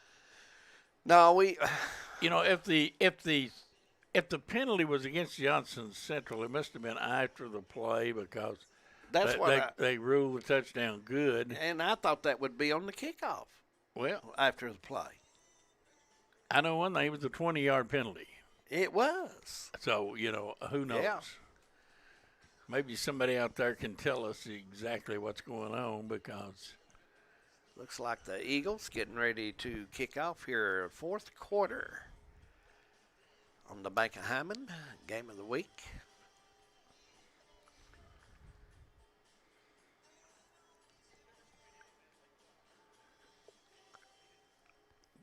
ball teed up at the 40, so let's see what happens here. Here's a kick, and once again, we lose sight of it as it goes down toward the end zone, picked up by Commodore and run out to the 15-yard line. But that's as far as they will get.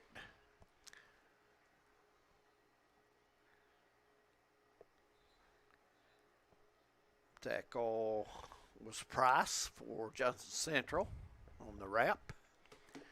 Boy, everybody's gotten real chippy here all of a sudden. And I mean, it's time for both these coaches to get a hold of their teams. Yes, and it is. And it's time for them to say, now, guys, you've played a good football game. Enough's enough. Finish the game out. Let's play. And, 34 points is a lot to overcome with 10 minutes. Basically this game is over, and don't get somebody hurt or somebody thrown out or do something stupid that'll cost your team further down the road.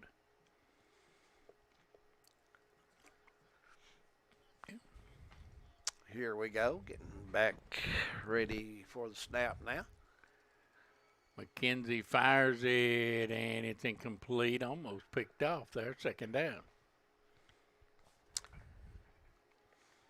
That's Eldridge trying to receive the football. Don't see him a whole lot tonight because, most of the first half, Commodores was rushing quite a bit. Huron didn't go in the air but 2 or 3 times, and they were successful a couple times in there. Well, they came up with a couple of plays that turned out to be big plays that moved the football, but here in the second half, all the air went out of this stadium with the fumble on the kickoff. Ferguson turns upfield and bumped ahead to the 24-yard line.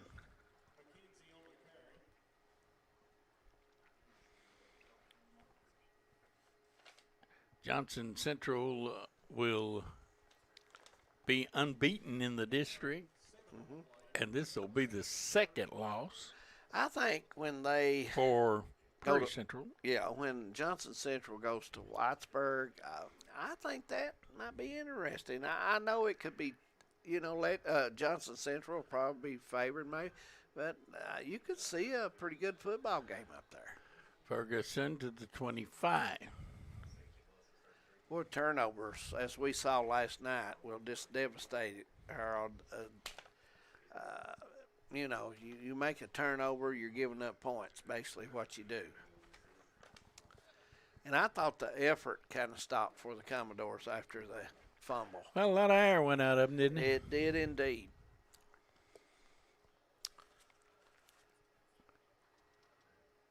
Commodores taking their time getting the play in. McKenzie on fourth down. He'll try to go himself, and going to be close. I believe they will give it to him.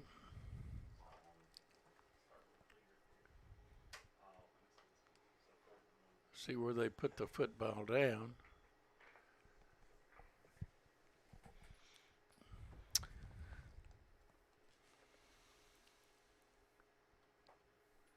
Hope everybody will join us next Friday night for high school football, Harold. Well, they're going to bring the chains in and measure this. Yep. I believe we got 3 Fridays left after the night of the season, so should still have some pretty good football left. So, The schedule that I was provided with by Mr. Josh Cornett. Mr. Cornett. Yes. Shows Knott County at Breathitt County and Clay County at Perry County next weekend. So 2 interesting matchups there.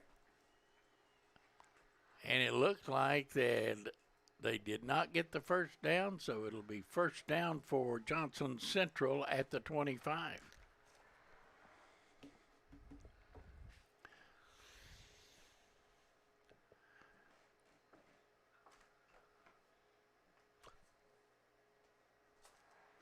College Perry basketball. Central coach is not at all happy with No, the spot. and listen, you can see him. yeah. And I kind of tend to agree with him. I thought the football should have been marked across the 25 as well. Yeah. But not so. First down, Johnson Central. And once again, they come with that second string line as Bingham and Company are done, and here comes a flag. This is going to be against Perry Central. Going to be personal foul, I'm sure, or unsportsmanlike conduct. Mark it off, and number 71 gets the penalty. It's Fannin. That's what I'm talking about. You know, these coaches need to get a hold of their kids and get them under control, because, you know, the longer this goes on, the more chippier it's going to get. Yeah. And somebody's going to get thrown out, and you're going to lose them for next week's game. Or, you know, it's just football all the way down now inside the 10 at the 8. And Johnson and Perry Central's coaching staff is absolutely but irate about these penalties, and they are. They'll turn, pitch it back, and hit at about the 2 and take it down. That was Campbell, number 6. 8-minute mark. Dorfield, 34-0. Johnson Central, and really those points all basically in the second half, Harold, except for. Well, it was 7-0 at the half. 7-0, you know, and very impressive. Perry had 2 or 3 very impressive drives in the first half. Defense was ready. The half ended with them being stopped at the 1-yard line. Yeah.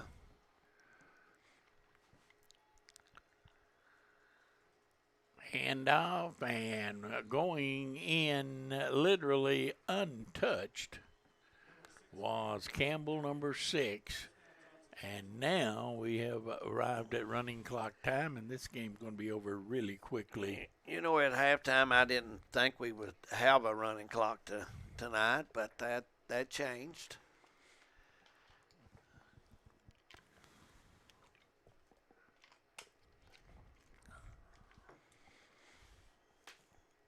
Here's the try for extra point coming up. This young man is 4 of 4. He'll get another opportunity, and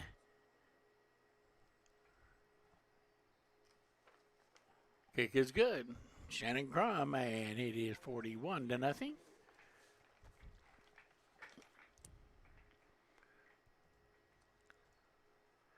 And we'll have the kickoff coming up as the Commodores will get another chance to put some points on the board.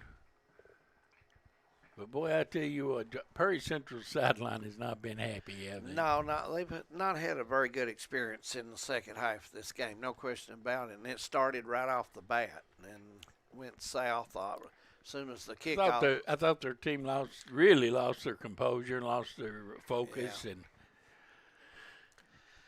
you know, you got let this thing get away from them. Yeah, you've got to learn to play. If you have a turnover, you've got to continue to play. And I thought on the kickoff after the second score, there was not much of an effort to get the football by the Commodores.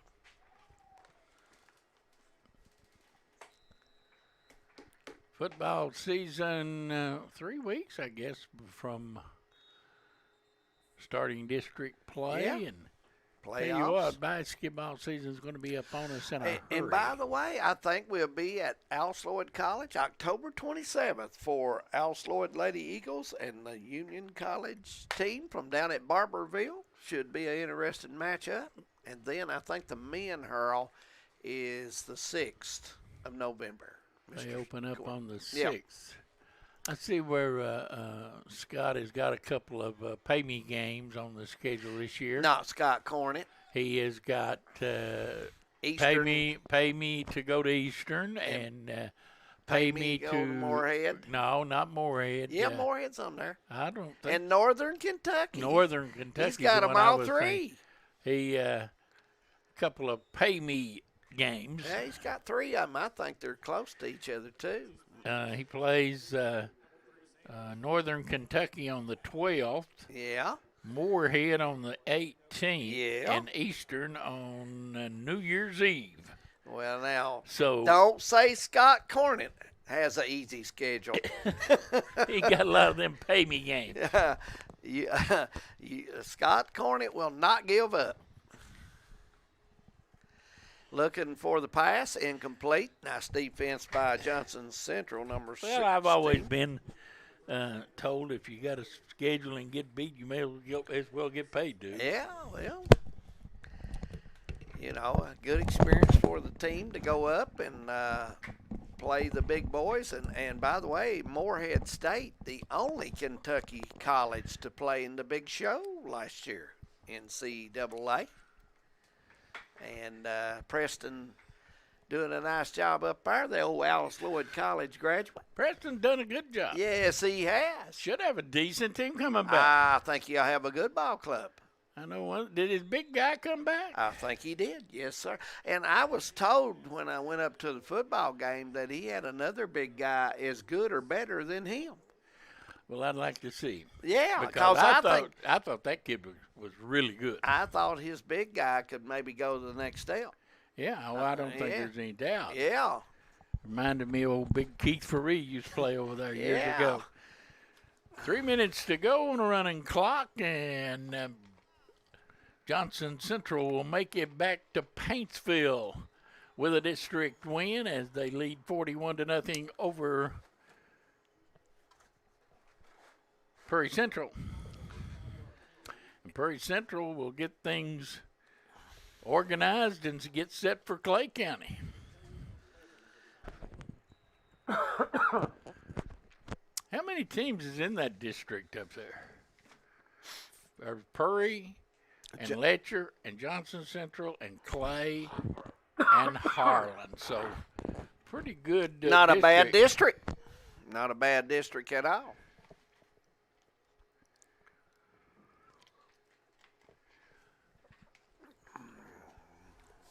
This game is certainly going to be looked at as a what-if game for Prairie Central. What if we hadn't fumbled a kickoff, you know? Yeah, I know. That was that really took a lot of air out, the fumble on the kickoff. But no question that's the about reason they play 4 quarters. It is indeed. And I'm like you. I think we're going to have a really good matchup when Letcher Central and Johnson Central plays at Whitesburg coming up in a couple of weeks. Well, I'm sure we'll have that game here on Hometown 24. Here's a pass over the head of the intended receiver, and he was open. Yes, he was. So a missed opportunity there.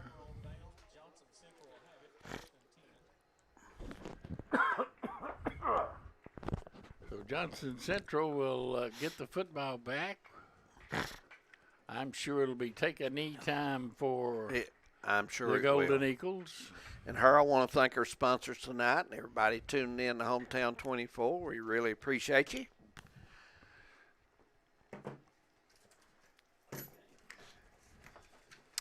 And the Bank of Hyman Game of the Week about to come to an end, and want to thank everybody. I think our Bank of Hyman player of the game should be number 48, Chase Price, who put a couple of good touchdown runs together, played good on defense, too. Yeah. Well, Master, the other linebacker, was tough tonight as well, but I like your choice, Harold. That's who we'll go with. So, number 48, Chase Price, our player, Alice Lloyd College player of the game. Need to thank Devin and Josh in the studio here, Harold, getting everything lined up for everybody. And Winston and Wes, what a show. What a treat for them to get to talk to the voice of the LSU Tigers. And I was kind of tickled to see old Chris myself. Yeah, you know. and he really bragged on your coaching ability. Yeah. I want you to know. Yeah, he did. Final score, Johnson Central 41, Perry County Central nothing. Next week, we'll be right back here for another doubleheader action on Friday night. Be sure and join us for that. We'll have the game and the channel it will be on later in the week. And Before the Whistle will be on at 6 o'clock as always. Absolutely. Join West and Winston for that. David, what turned out to be an interesting night certainly went south in a hurry. Well, the fumble on the kickoff, Harold, start of the third quarter really designated the game the rest of the way out, and Perry did not play the second half like the first half. So Coach Dixon will regroup them and get them ready for the next game, and Johnson Central will move on to play the next foe. We'll see you next week. For David Adams, I'm Harold Mullins. Good night, everyone.